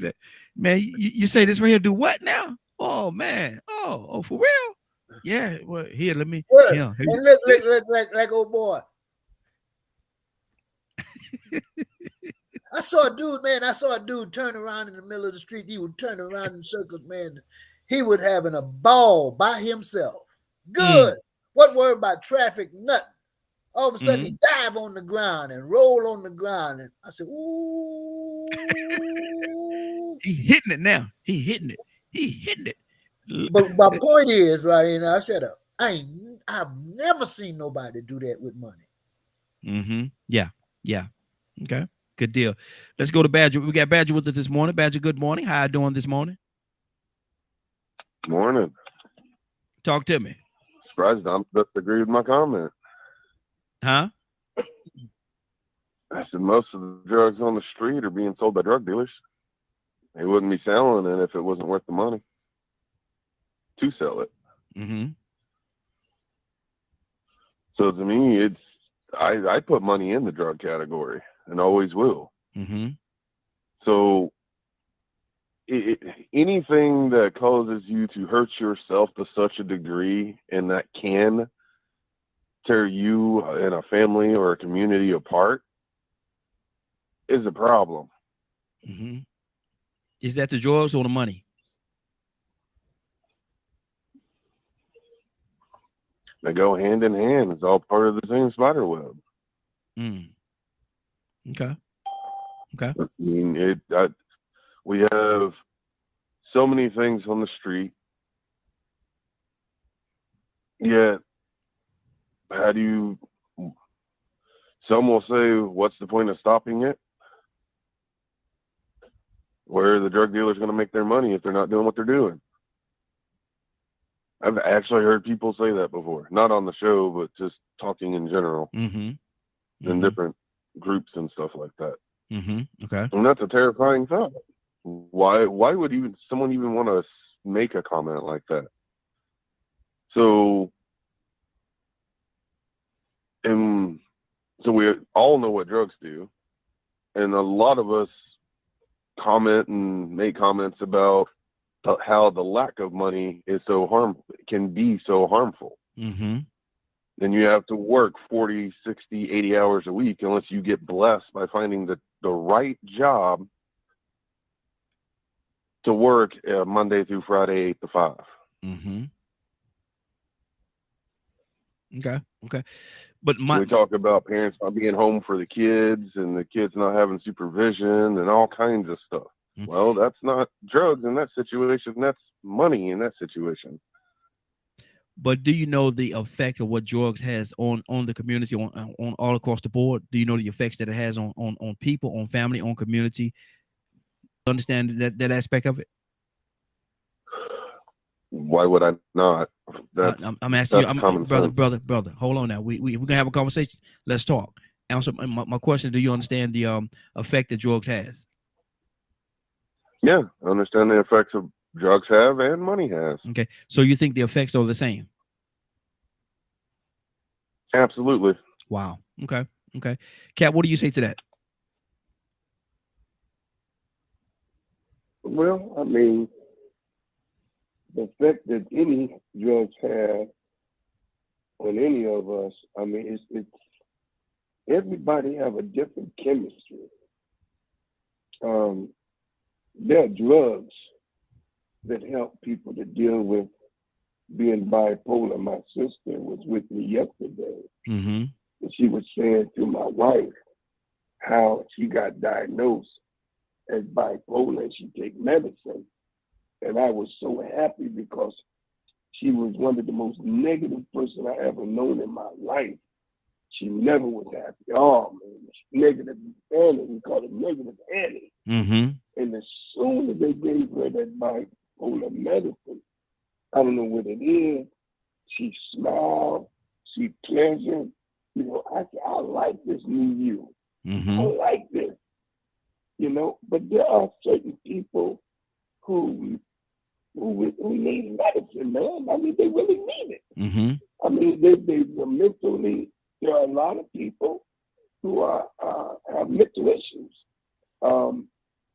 Because of this trauma. I mean, when I hate to keep talking about my situation. I don't want to get to that, but I'm traumatized for real. You know, for me to be paralyzed and then I choked to death and then die and to come back and I'm in this sunken place and I can't talk. I'm paralyzed and I'm traumatized. And I did not know the depths of me being traumatized. Okay. So I've seen a psychiatrist and a therapist. She sees me and my wife. And she said to me, you got really serious anxiety issues. And I said, okay, all right. I mean, you know what? She said, no.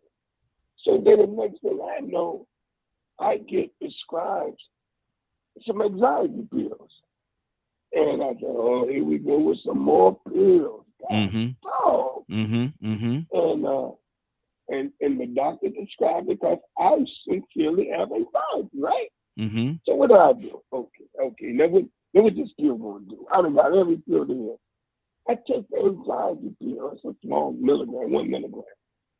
And anybody used to take volumes back in the day, that's basically what it is. And it really just relaxed me. Took away the happiness, and next thing you know, I'm laid back and And that's okay. Mm-hmm. But I can't keep going from pill to pill to pill to pill. Yeah. I got a problem with that. I Mm-hmm. really, really do. And I don't want to become so I'm hooked. And the only way you know you're hooked is when you stop taking them. So man, when you start, so as soon as the doctor tell you, man, you can't take that black pill, you can't stop that eloquence. Mm-hmm. If you stop that eloquence, I'm gonna tell you what's gonna happen now. You will have a relapse and da da da da. I said, damn. Well, you can't stop the steroids. They're like, you got this down because if you have that, you can die. Well, Mm-hmm. you can't stop the blood pressure medicine. Like, so they scare you. And so they keep you perpetually taking medicine to the point where you have to make it up in your mind, man, the process of elimination. Mm-hmm. But with that to say, there's no question. Mm-hmm. It's real, and it has translated its ugliness into the community, and everybody is on some form, some form of drugs. Trust me when I say that. Mm-hmm. I don't care if it's legal, if it's illegal. You get up right here, and maybe you didn't take nothing. Mm-hmm. Maybe you don't take a high blood pressure pill. But if you did, you on drugs. Mm-hmm. Maybe that ain't your thing. Maybe you can wake up and drink some orange juice and take you a vitamin C and a vitamin D, and you're cool in the game. Mm-hmm. But maybe some of us got to get up and we got to take that high blood pressure pill. Okay. But Cap, do you think very real. Do you think the effects, the money and the drug has the exact same effect on the community? Do the money and the drugs? Yes, has the same. Because the Badger's point was the effect is the same. The money and the drugs, the effects on the community is the same. Well, I mean, it's listen. There's going to always be those that profit from other people's demise. Mm-hmm. You know, it is. Man, do you ever watch Try to Catch a Smuggler? I look at that on TV. Mm-hmm. I watch people get caught bringing in crystal meth and sneakers. I watch people get caught bringing in fentanyl heroin in a car. A whole car is full of it. They take the whole car apart with drugs everywhere. Mm-hmm. Mm-hmm. I'm looking at it on television. It is a big business. And every time that they catch them, they tell you the dollar value. Mm-hmm. This 200 milligrams of cocaine value, street value, $2 million. So they're saying if this would have got on the street, somebody would have made $2 million. And that's just what they caught. Mm-hmm. So we see this every day. And we ain't talked about cocaine right here. The cocaine is the white collar drug. See, the cocaine is your stockbroker. Mm-hmm. Your cocaine is your high executive. Your cocaine is the guy on the boat that's on the plane, and he just can have it because he has access, he got the money. It does wonderful things with your sexual drive, and it gives you this sense of you control something. And so, hey, so that's another. Don't nobody talk about cocaine because that's a white collar drug. But it's very real. It's still strong in the community. So everybody in the industry, you hear me? They ain't using heroin in the industry. No. They're not using crack in the industry. They're using cocaine in the industry. Mm-hmm. They can deal, they stay high. Weed and cocaine, and the money is unbelievable. Mm-hmm. The cash that it brings, oh my God. Okay. Man. Every time you see it, Ryan knows, every time there's a drug bust. All right, preacher. When there's a big drug bust, there is a lot of money that goes with that drugs. Okay. A lot of money. Okay.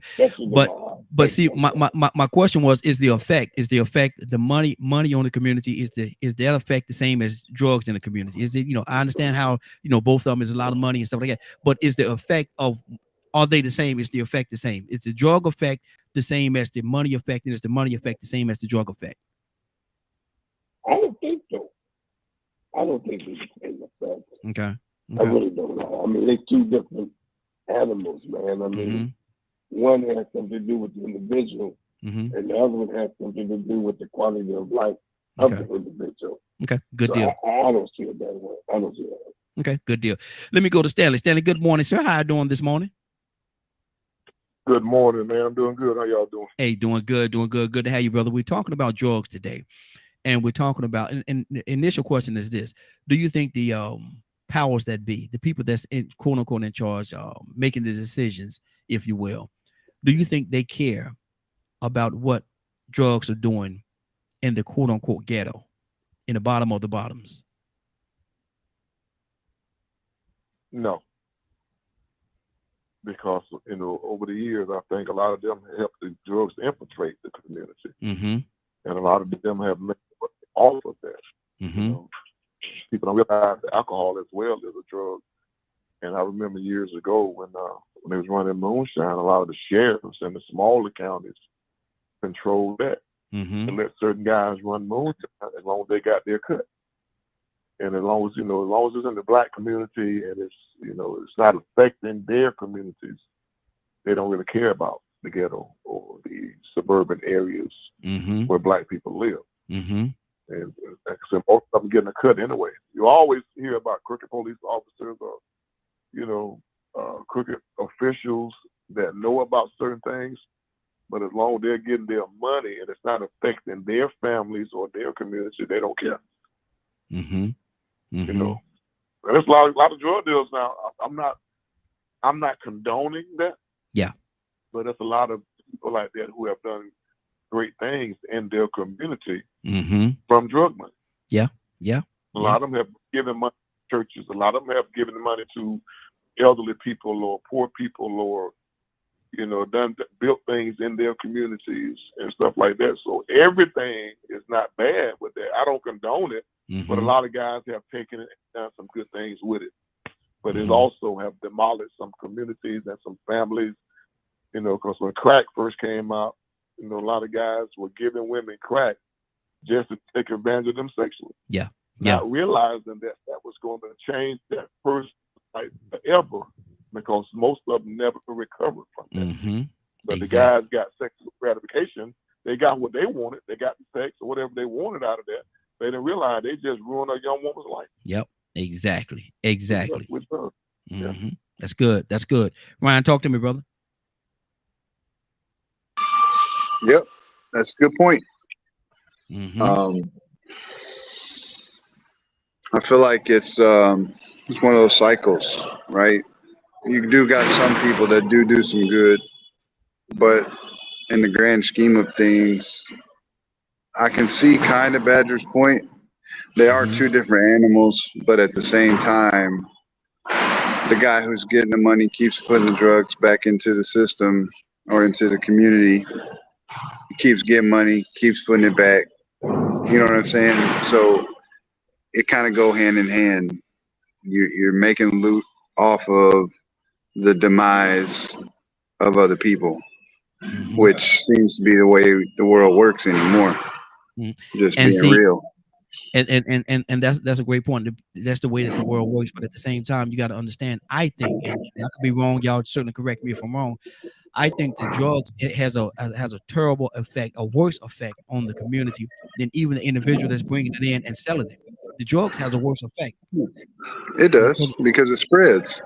It's not just confined to one or two addicts. Eventually it touches everybody. And it's like we were saying earlier on in the show, it's touching family members. Even though they may not use, they losing.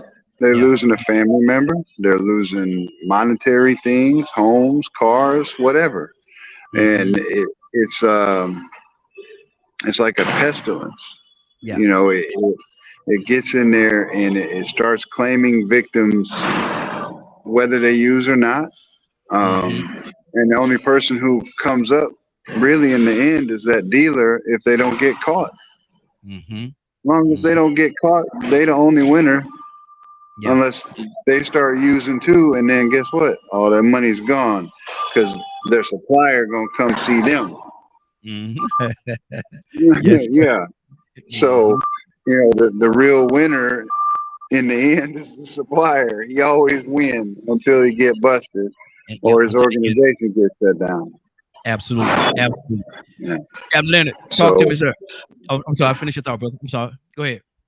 I was just thinking back. I know Tucson had said something earlier about customs. And I used to run customs and trade for Volkswagen in Tennessee. And it was a daily task of going into these trailers, checking walls of these trailers. Trailers got drugs. We found one trailer with a whole wall in the trailer lined with AR-15s. Good Lord. Yeah. So, not only they're getting drugs in that way, but they're getting weapons in that way. So it's a twofold effect. The weapons hit the drugs so they can protect the drugs, or they get to people that got no business.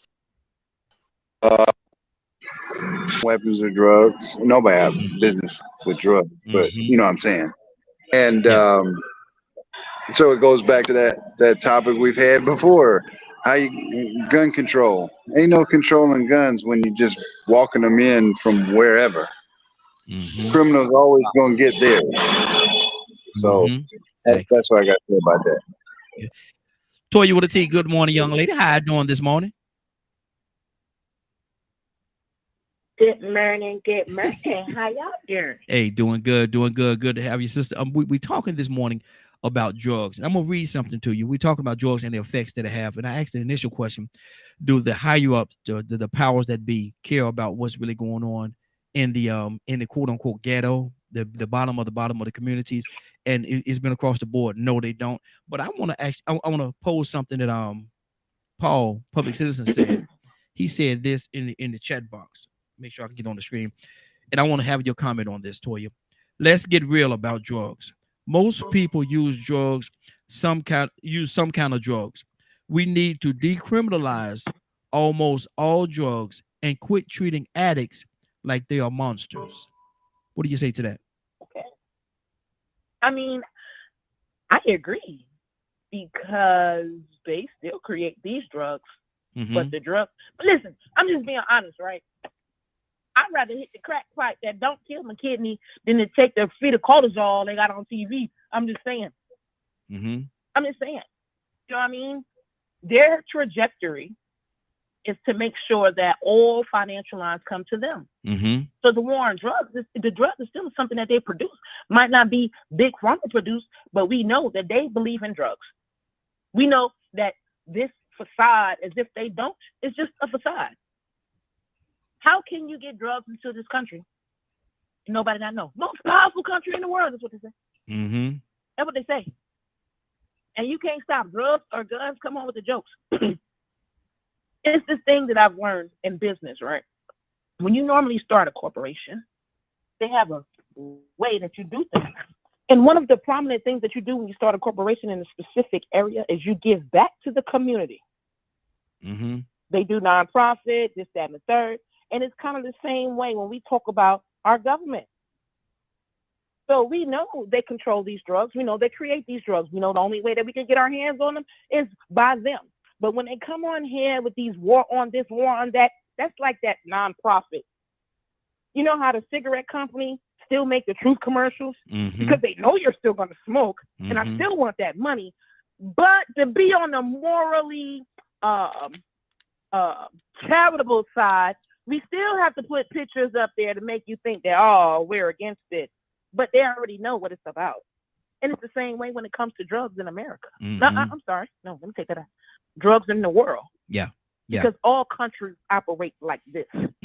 We all know that we have, and the thing that baffles me is that even when they create, I don't care what drug, I'm going to say even the pharmaceuticals, but nope, even cocaine and the things that we use out here, we know that there are derivatives from everything else on this land. So the smoke screen is to make them think that when they make the drugs and they control it, but in actuality, we have everything we need to create those same drugs right where we are, those same poisons right where we are. Certain things that they get and they manufacture. If you mix it together, it's poisonous. But before it's manufactured, it does the same thing. So when it comes to drugs, I feel like when it comes to America, they want to be able to control the who, the what, the when, the where, and why. So the same way that they don't have the issue with those pharmaceutical drugs that kill your kidney, may cause hair loss, may cause loss of memory, might cause your hair to fall out. We know that they got the same access to the regular drugs. So everything else is a smoke and mirrors. Don't fall for it. If we're going to do something, we got to be proactive. We have to educate. And most importantly, we have to stop the people who create it. And it's just when your government creates it and they're the people, this conversation right here really is null and void. Wow. Captain Leonard, talk to me. You know, I was just listening. People have different points of view or what have you. I'm not particularly one of those people that get in. I believe it's a personal issue for people. And people need to take care of that personally. But I don't blame everybody else. I don't never blame nobody for nothing I ever did. Nothing. I take all the drugs I want. Got nothing to do with everybody else. It's my business. It don't become your business till I start doing something to you. But you sitting over there not liking me doing what I'm doing, that's your problem. So even like say if people choose how to kill themselves all different types of ways. Wow. And the notion that I'm gonna put it like this because it's hard for me to come up with another way to put it. Okay. if you're gonna be free, be free. Be free. That comes with responsibility. Should they? Who? Why should they care about you? The notion that because it's like a cycle to me. There are so many people that don't never get involved. You know why? Because they don't want to. They simply don't want to. You get involved a lot of times because you want to. Nobody made you smoke. Ain't nobody made you do this, made you do that. Ain't nobody made you go to the club and stay out all night and have a good time. Ain't nobody made you do that. You did that. This notion that for somehow that it's somebody else's responsibility to make sure we don't sin is absolutely ridiculous. Whether it be weed, crack, heroin, whatever it is, everybody gonna choose something different. Some people know they ain't got no business eating no chocolate cake and be laid there on the floor before the end of the night because they don't ate too much chocolate cake. I grew up with people on dope. That's just what they do. And they do it until they change their mind, not you change your mind. And everybody want to come and now it's what if it gets to a point, Leonard? What if it gets to a point, and you have a point because I grew up with people that did drugs as well. But my thing is this: what if it gets to a point where it's affecting you and what you're trying to do? How do you step in? Do you step in? What do you do at that point? It really just depends on how it affects me. I had a partner I was going to start a restaurant with. We weren't able to start that restaurant because one, he smoked crack. Can't tolerate it. Yeah. Because it's bad for business. It don't mean I didn't do what I wanted to do. I just didn't do it with him. This notion that everybody is weak and everybody is helpless to me is ridiculous. I'll fight anybody against that. The notion that somebody always making you do something, I ain't with that. You doing it. You're doing it, and you have to stop doing it. And if you're looking for somebody else to do it for you, you might as well be back on the chain. See, that was one of the white man's justifications for enslaving you. Because you didn't have enough sense to do nothing else but be enslaved. You can't take care of yourself. You can't make no decisions. And you need him to do it for you. So my question is, at what point do you take responsibility for your own action? Wow. Okay. I heard sound effect. Who was that? Was that Toy Unity? Was that you? Yeah, I need that to be repeated. I don't think my ears. I think maybe I put that the wrong way. Which part? I mean, about the enslavement. The white man enslaved us because we couldn't take care of ourselves. Is that what he said? He said because they thought. He said, No, hell, that ain't why they did that. They use that as a That's not what we do. justification to dehumanize you here.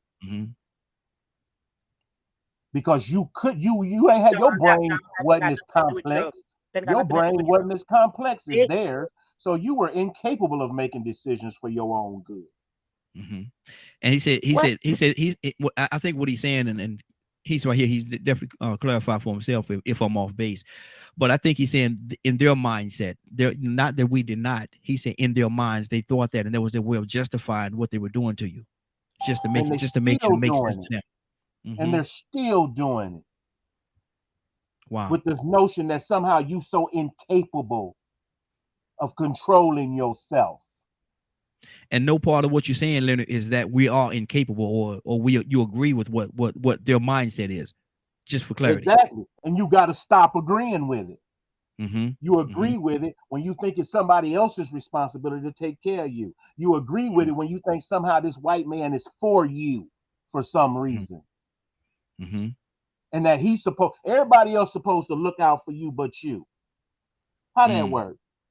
Wow. Okay. Well, my mama this and my mama that. You grown. It ain't your mama's job to look after you no more. It's time for you to make decisions for yourself. So stop blaming all that stuff you doing now on your mama. Good deal. Stay right there, brother. Let's keep this thing going. Toy, you wanted to say something on that? We're going to go to Captain. I think we got Cassandra with this as well. I want to touch on to her and get her thought on this. So, Cassandra, Toy, anything on your heart? I mean, I don't have anything on my heart. Everybody is entitled to, but to me, it's still saying like we given choices or we're forfeiting our powers, and because they felt like something in their head is why they did something to us. No, I disagree. I think that when it comes to us right now in this society, we need to talk about the influences.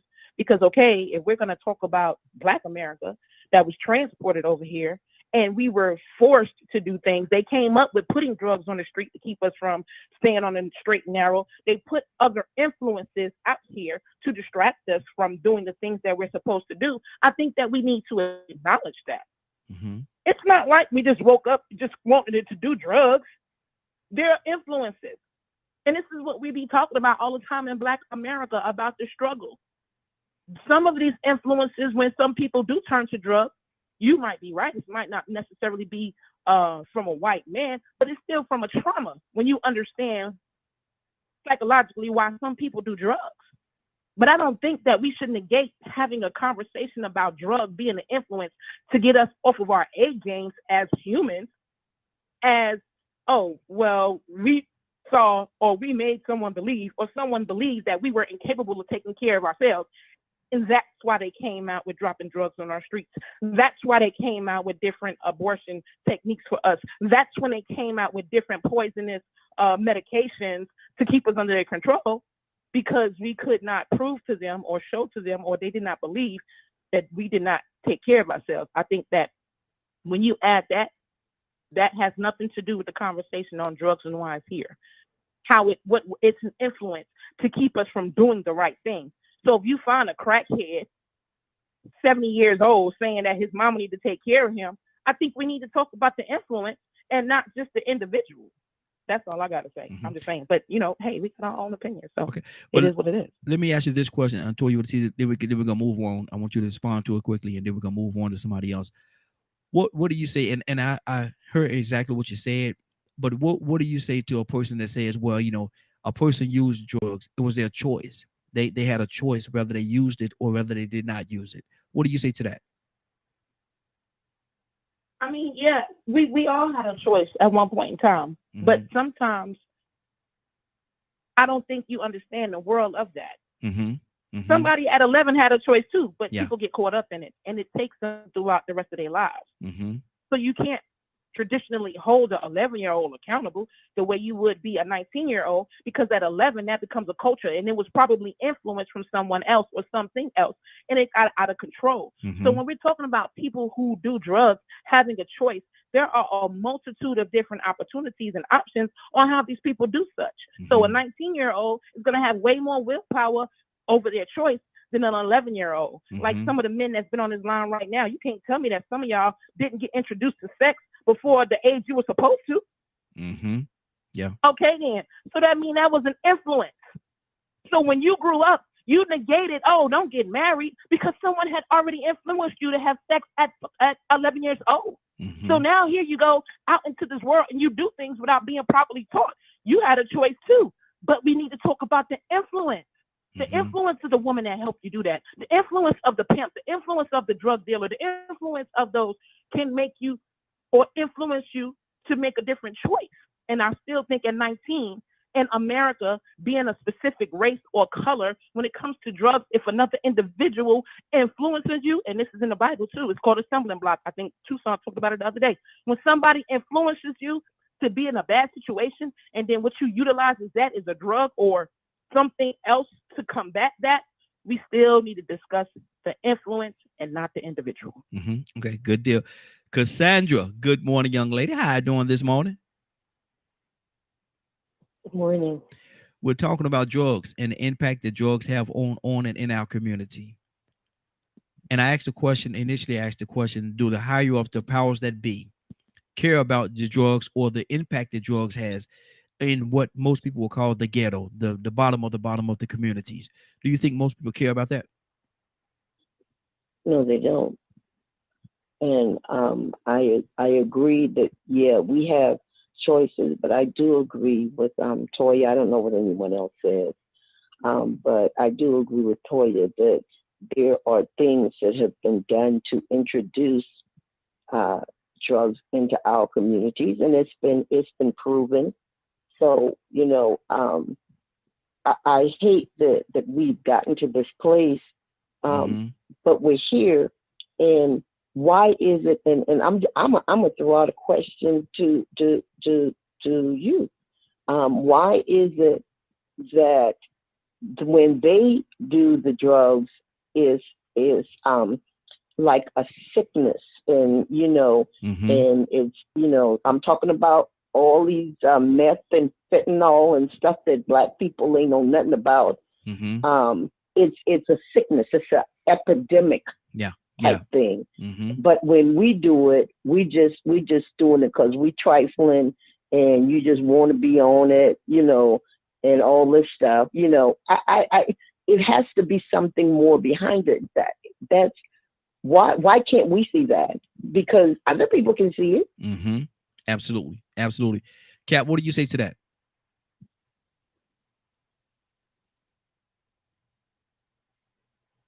Cap, you there? Yeah, I just, listen, it's a very serious subject, especially, of course, with me, because I'm battling health issues, and I have not ever been hooked on anything to the point where I depend on it. But there's people out there, as I said, they wake up every morning and they need this. The Black community, of course, suffers because drug becomes a way of income. You're providing a need. Remember that. There's someone. You take drugs for two reasons. You take drugs when you're happy, you celebrate, you want to get high.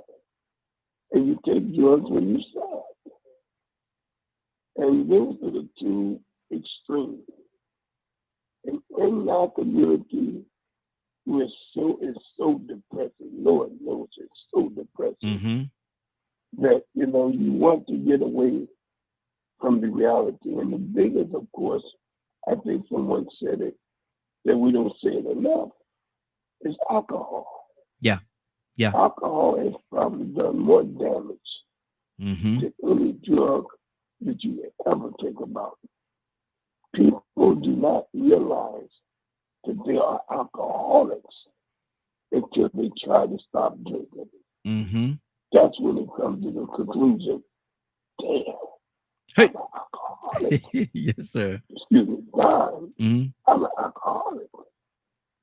And it's sad because the rehab for those who are in alcohol, they try to use the same rehabilitation for drug addicts they use for alcoholics, and they're not the same. Mm-hmm. You can't rehab an alcoholic with a drug addict. It's two different kind of animals, two different kind of addiction. Mm-hmm. And you got to keep them separate. So you got drug addicts sitting in the AAA meeting with alcoholic. And I'm telling you, the problem has destroyed many homes. It has destroyed many homes alcohol has. It caused a lot of deaths. DUI, people driving under the influence, they have hit someone, choked someone because they was drunk. There's a lot of things that people do when they're under the influence of alcohol. So what do? Mm-hmm. You go to Mexico. It's spring break. What do you go to Mexico to do? Oh, we can't wait. We got to go over there and get us a margarita. We got to drink that, oh my God, tequila. Oh, we got to get the Quavo. And so everything is geared towards, we're going to get effed up. Mm-hmm. And man, this is a society that is so sick that you cannot point out somebody else's sickness and you don't see your own. It's terrible, Raheem. And of course, do we have to open up as many drug and alcohol centers? I think drug money, when you confiscate drugs from law enforcement, I sincerely believe that a lot of that drug forfeiture money, a lot of that money they confiscate, they should use a lot of that money to open up alcohol and drug rehabilitation centers in the Black community. Good deal. Take the very same money that destroyed the community and utilize it to clean up the community instead of putting more towards police cars and hire more police officers. And come on, man, we need to start utilizing that money to build up the infrastructure of a community, man, that has been devastated by that kind of lifestyle. Absolutely. That's what's on my heart, right? And Cassandra, I'm gonna read something on Public Citizen on Paul. He said something in the chat box over here. And I want to make sure I got it all on there first. Yeah, okay, here you go. I'm gonna read this to you, and I want you to respond to it. He said, "True, but the powers that be do nothing to help those poor white drug addicts. Same as they don't do anything to help the poor blacks. We are all in the same boat." The question that you said to me, that I stated, was like you was talking about the problem in our community. Maybe I misunderstood because I'm just waking up. Maybe I did I misunderstand? No, you did not. You did not. Oh, okay. So that's what I was addressing. I was addressing what you said. So I wasn't talking about the white community. We know that, yeah, there are poor white communities and it's eating them up. That fentanyl and meth is like killing them off, you know, at just a high rate as it's killing our folk, you know, the stuff we doing off, crack and whatever. But I wasn't addressing that. I was addressing what you said. So I'm sorry, there was a misunderstanding. Public Enemy. You said Public Enemy said that? Yes. Public Citizen. Paul. Yeah. Our brother Paul. I'm sorry. Public Citizen. Paul. Okay. Yeah. It was a misunderstanding because I was just addressing what he said, which was towards the Black community. Wow. That's good. That's good. Good deal. Ryan, talk to me, brother.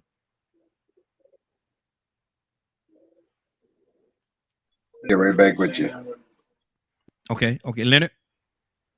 Right. I'm sorry. I'm sorry. Hold on. Toy you with the T. Oh, okay. Go ahead. Hold on. Toy you with the T. She got something on her heart, brother. Go ahead. I just wanted to throw this out there, right? I just want to throw this out there. Now, y'all know I told y'all in my past I've done a lot of things, right? Uh-oh. And this is my confession. some of these things might have been to indulge in receiving improper. Let me put this in the proper text. Right, that's right. And I will tell you what I learned hanging with drug addict white folks. They've been able to get into every help center, alcohol rehab. I don't know how. Never figured it out. Mm-hmm. They get a car repossessed, and they ain't never had no problem coming up on something new. And I'm just gonna throw this last little tidbit. When it comes to receiving funds, like food stamps, the white people that I know, they never recertify. But black people, we have to recertify every 6 months. Okay? Mm-hmm. So when we talk about things in our community, we are not negating anything that goes on in the white community. We're not negating that the same thing y'all don't go through, we don't go through. We got to remember, again, the influences and disparities that are for us. That's what makes it a hot topic issue for us. When they came and dropped drugs in the middle of the county, it wasn't in Beverly Hills for y'all. It was in the hood for us. And if your kids got strung out or strung up, or lower class white people got strung out on drugs, okay, we know that you go through the same things we go through. But the difference is that there was an influence purposely for us. So I don't think that, when we have these conversations and we only compare our communities, I think this is what we should think about. And whenever you come back with the same thing for whites and for blacks, I feel like, again, that's a slap in the face, because wait, we're talking about this specifically. And then when we're talking about drugs, we know that this was an influence dropped off in black communities, not white ones. Mm-hmm. So I don't think that, we should be offended or even still left out. But I will tell you, there's a disparity. That's what we're pointing out. And you white people get privileges, whether you know it or not, whether you indulge in that world or not, when it comes to getting help, going to rehab, getting drug classes, getting food stamps. I mean, y'all just get treated differently, whether you like to acknowledge that or not. So every time you come back with, the same thing we go through for y'all, it shows a lack, not too much, but just a little lack of empathy off of the situation that we're actually talking about at the time. I'm just saying. Okay. Good deal. Good deal. Leonard, coming back to you. It get to a certain point where, it is what it is, and there's no sense in going back and forth about it. Mm-hmm. It's what's your goals? What goals do you have? I mean, it's not, what's white folks' excuse? Because they can't say they black. Mm-hmm. So what's their excuse for being so filthy? What's their excuse? And all the bad habits they got, what's their excuse? Because when you get down to it and you go to places where people looking for help, they're all different colors, shapes, sizes, all walks of life, you name it. But every time we try to separate one depravity from another, we find ourselves picking and choosing. Like my mother used to say, if all these kids in the class get it, why can't you get it? Mm-hmm. Or do we just assume that something's wrong with the class? Which one? The actual mindset that all your troubles and all the reasons why you don't succeed is someone else's fault? Don't that seem just a little bit psychotic to anyone but me? Because I'm okay with being crazy. I'm okay with being a lunatic. Mm-hmm. Because I know the people I don't been with and sat with. And I'm just as honest with them as everyone else. It's the reason why two people, when you go sit out at the park and talk to people that's homeless or have made bad decisions. What about all the people that, guess what? They failed, but they got up. When you go to recovery and rehab, one of the signs of progress is taking responsibility.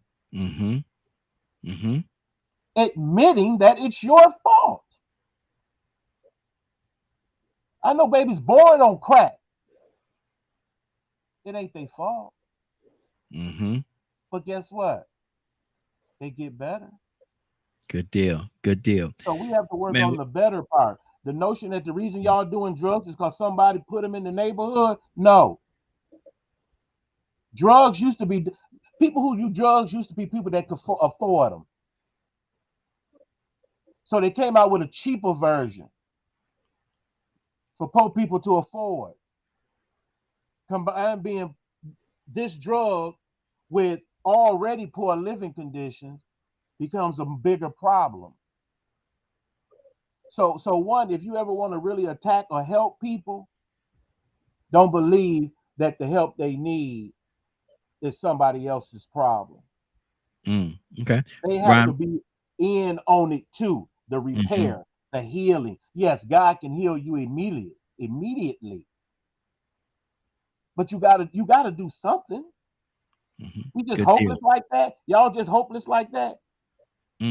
Oh, I got to do these drugs. Look what the white man put right here. I got to do them. You got to do that. Preacher, hold on, preacher. Hold on, preacher. We got to keep this thing moving. We got about 5 minutes. Let me go to Ryan. Ryan, what's on your heart, brother? I'm sorry, I'm still in a meeting. Okay, Tucson, talk to me. I think sometimes we mix, or we compare, or we think that the evil and the root of the evil is the same thing. And we try to put it together, but it'll never get together. Never. Money is the root of the evil, the love of it. And people are willing to sacrifice anybody to get it on any level. I don't care if you're blue. They'll see a Martian and they'll make it affordable and appealing to him. They don't care nothing. But we try to go here and there and over there and everything. But somebody sitting behind the helm of their yacht is appreciating you struggle. Don't care whether you're white or black or whatever it is. And they know what you like to feel good. Come on. That's it. The evil is the root. And the root is somebody getting over and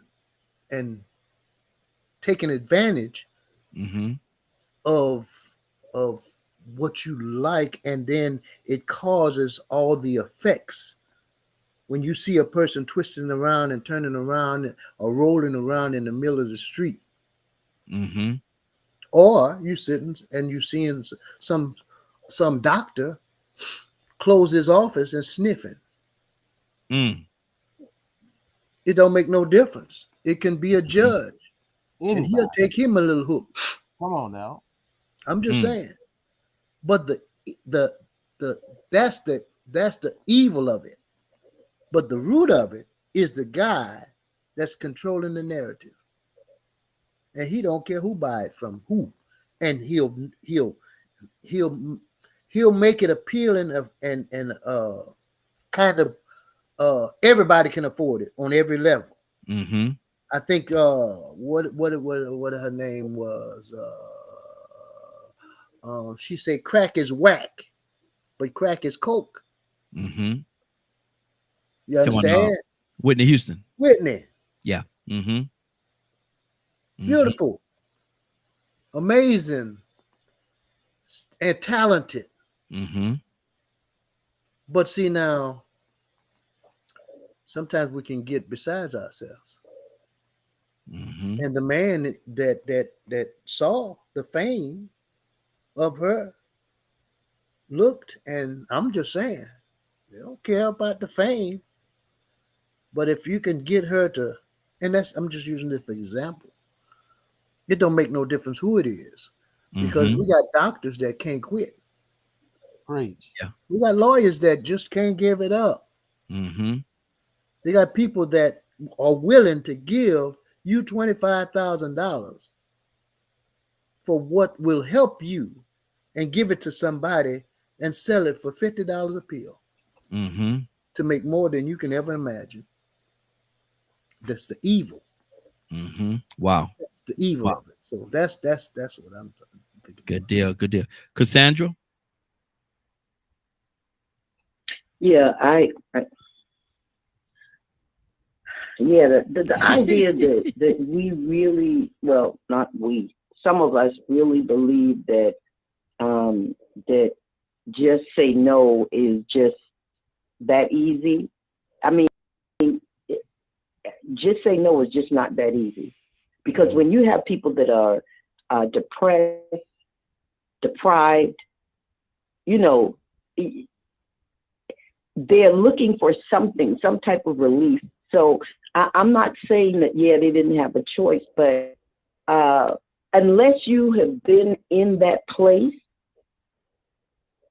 to know where people are coming from, I would not assume that it's just so easy to say no to drugs. And then once you get on it, I work with addicts all the time.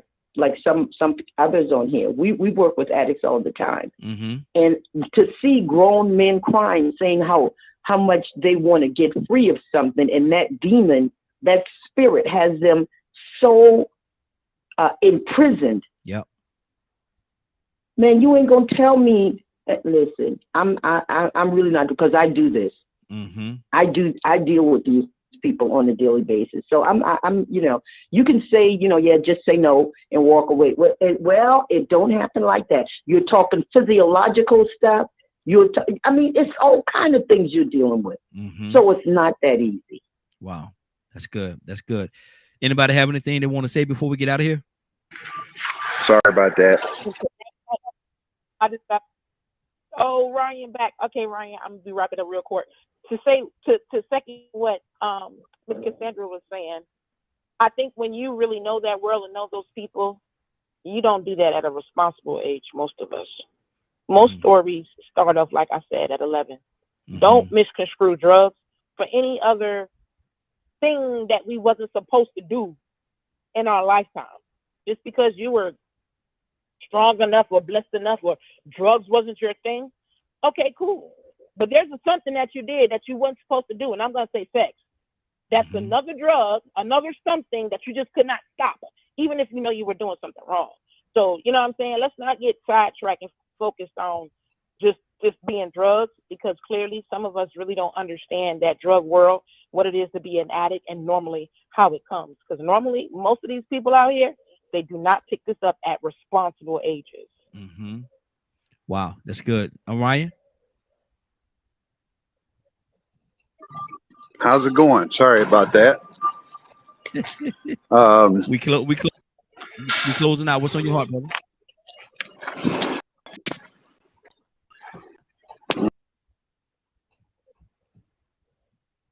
Ryan, can you hear me? Oh, we just lost on Ryan. Hopefully he'll come back in. Give me. I think he's there. There you go. There you go. Okay. Okay. Sorry, I lost signal for a second there. My bad. It's okay. Talk to me. Yeah, man. Drugs is drugs. They're crazy. Mm-hmm. Almost as crazy as what we were talking about earlier. The people who see them holes in their flesh and keep doing it. Mm-hmm. There's got to be a solution out there somewhere, though, right? Yeah. Exactly. Something that we ain't seeing. And you know, a lot of people that I've talked to over the years just say, write them off. Don't, like we were talking about with last week, just throw them away. They lost cause. They're still people, man. And that's one thing that I know you're trying to close, but I just want to put it on a good note. That's one thing that people forget about with these addicts is they still people. And when they off the stuff, they're completely different than the stuff. Yes, they're Ryan. still you. Yeah. And they laugh, they smile. Times soberness, they'll admit to you, I really don't want to do this stuff, but I can't seem to find a way out. They're lost. It's like they're trapped in a maze.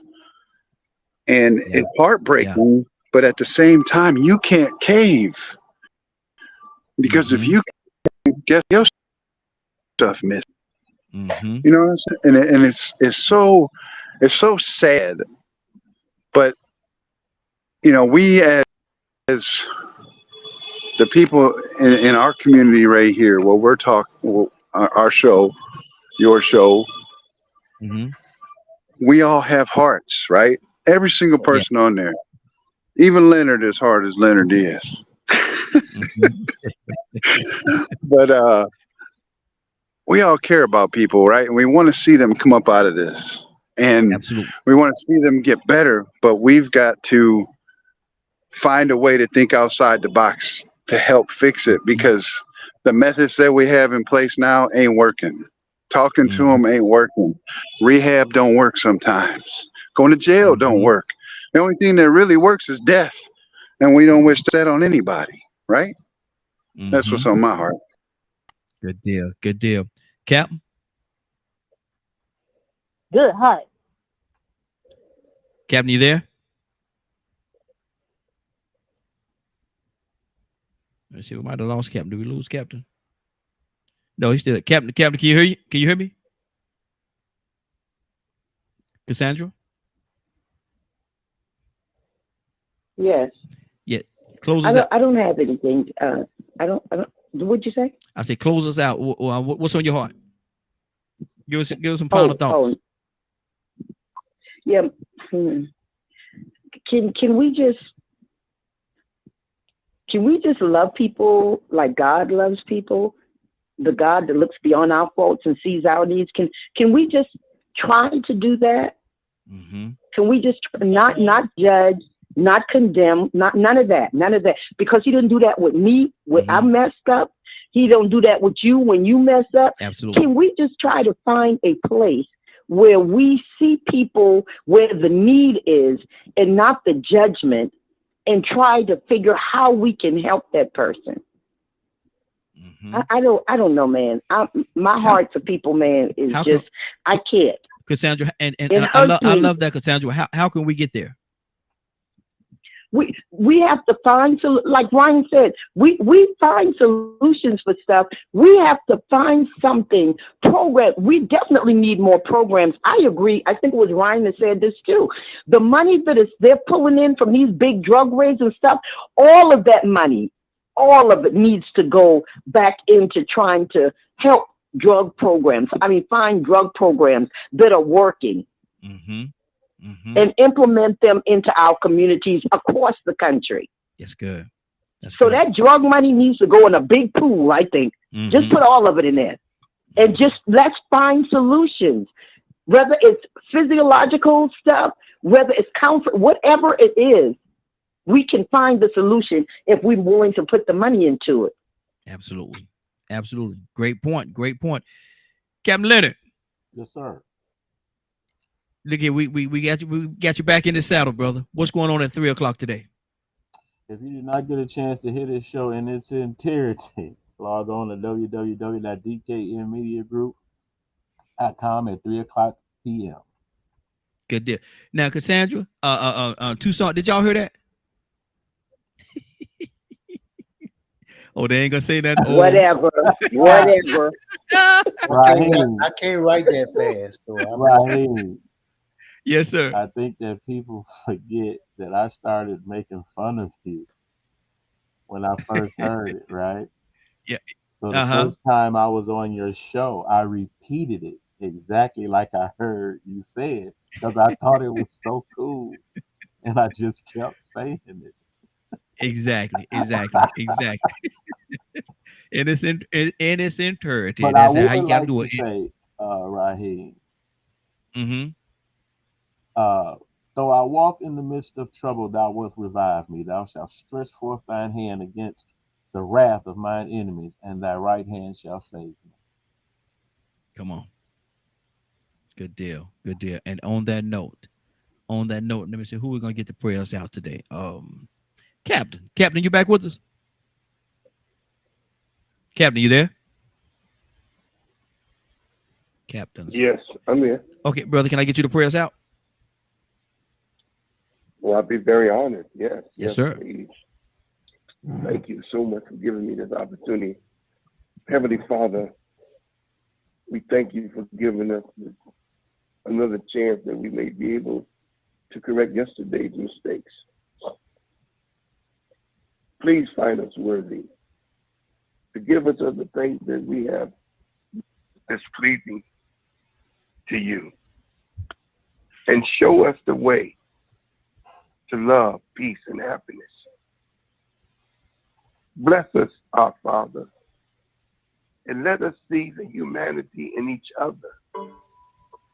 But of all that, Father, bless us to see God in each other, to see you in each other, to recognize you in each other, and to treat each other the way you would want us to treat you. Yes. We thank you for Raheem and this wonderful show. Bless his family. Give comfort to my brother, and bless everyone on DK Radio. Everyone, wonderful human beings that you have made in your way. And each one of these wonderful human beings, you have allowed us an opportunity to contribute to good. Stay with us, guide us, and protect us as we go about our daily work. We ask all of this in the name of your servants, whether that servant is Jesus, whether that servant is Muhammad, whether that servant is Yahweh. We ask in the name of your righteous servants. Amen. Amen. Amen. You did that, Cap. You did that. Go ahead, girl. Look here. Oh, and on that note, we're about to get out of here for because there's just something else. We're about to get out of here for today. It's been a great broadcast. I want to thank everybody for joining us. And more than that, I want to thank you for allowing DK and Media Group and the Soldiers and the Morning Glow for being a part of your morning. It is now 10:11. You're about to exit the Morning Glow. But before you go, I want you to do me two favors, if you will. One, I want you to continue to pray for us because we are certainly praying for each and every one of you. Number two, why this is real simple, I want you to go out there, find somebody, and give them a hug because you never know. It could be the only hug that they get, or it could very well be their last. Love you, and ain't nothing you could do about it. Have a great day and a better tomorrow. And then we shine some less light on you from the Morning Glow. Take it out there into this wicked and cruel world that we live in and let your light so shine. If you get an opportunity, give somebody some love. You just might find some love in return. Won't that be a beautiful thing? Have a great day. Take care of each other. And please, please, please be blessed. Talk to you tomorrow morning. God say the same. Love you. Take care of each other. Give somebody some love and truth. They would appreciate it, and I'm sure that you will as well. Have a great day, y'all.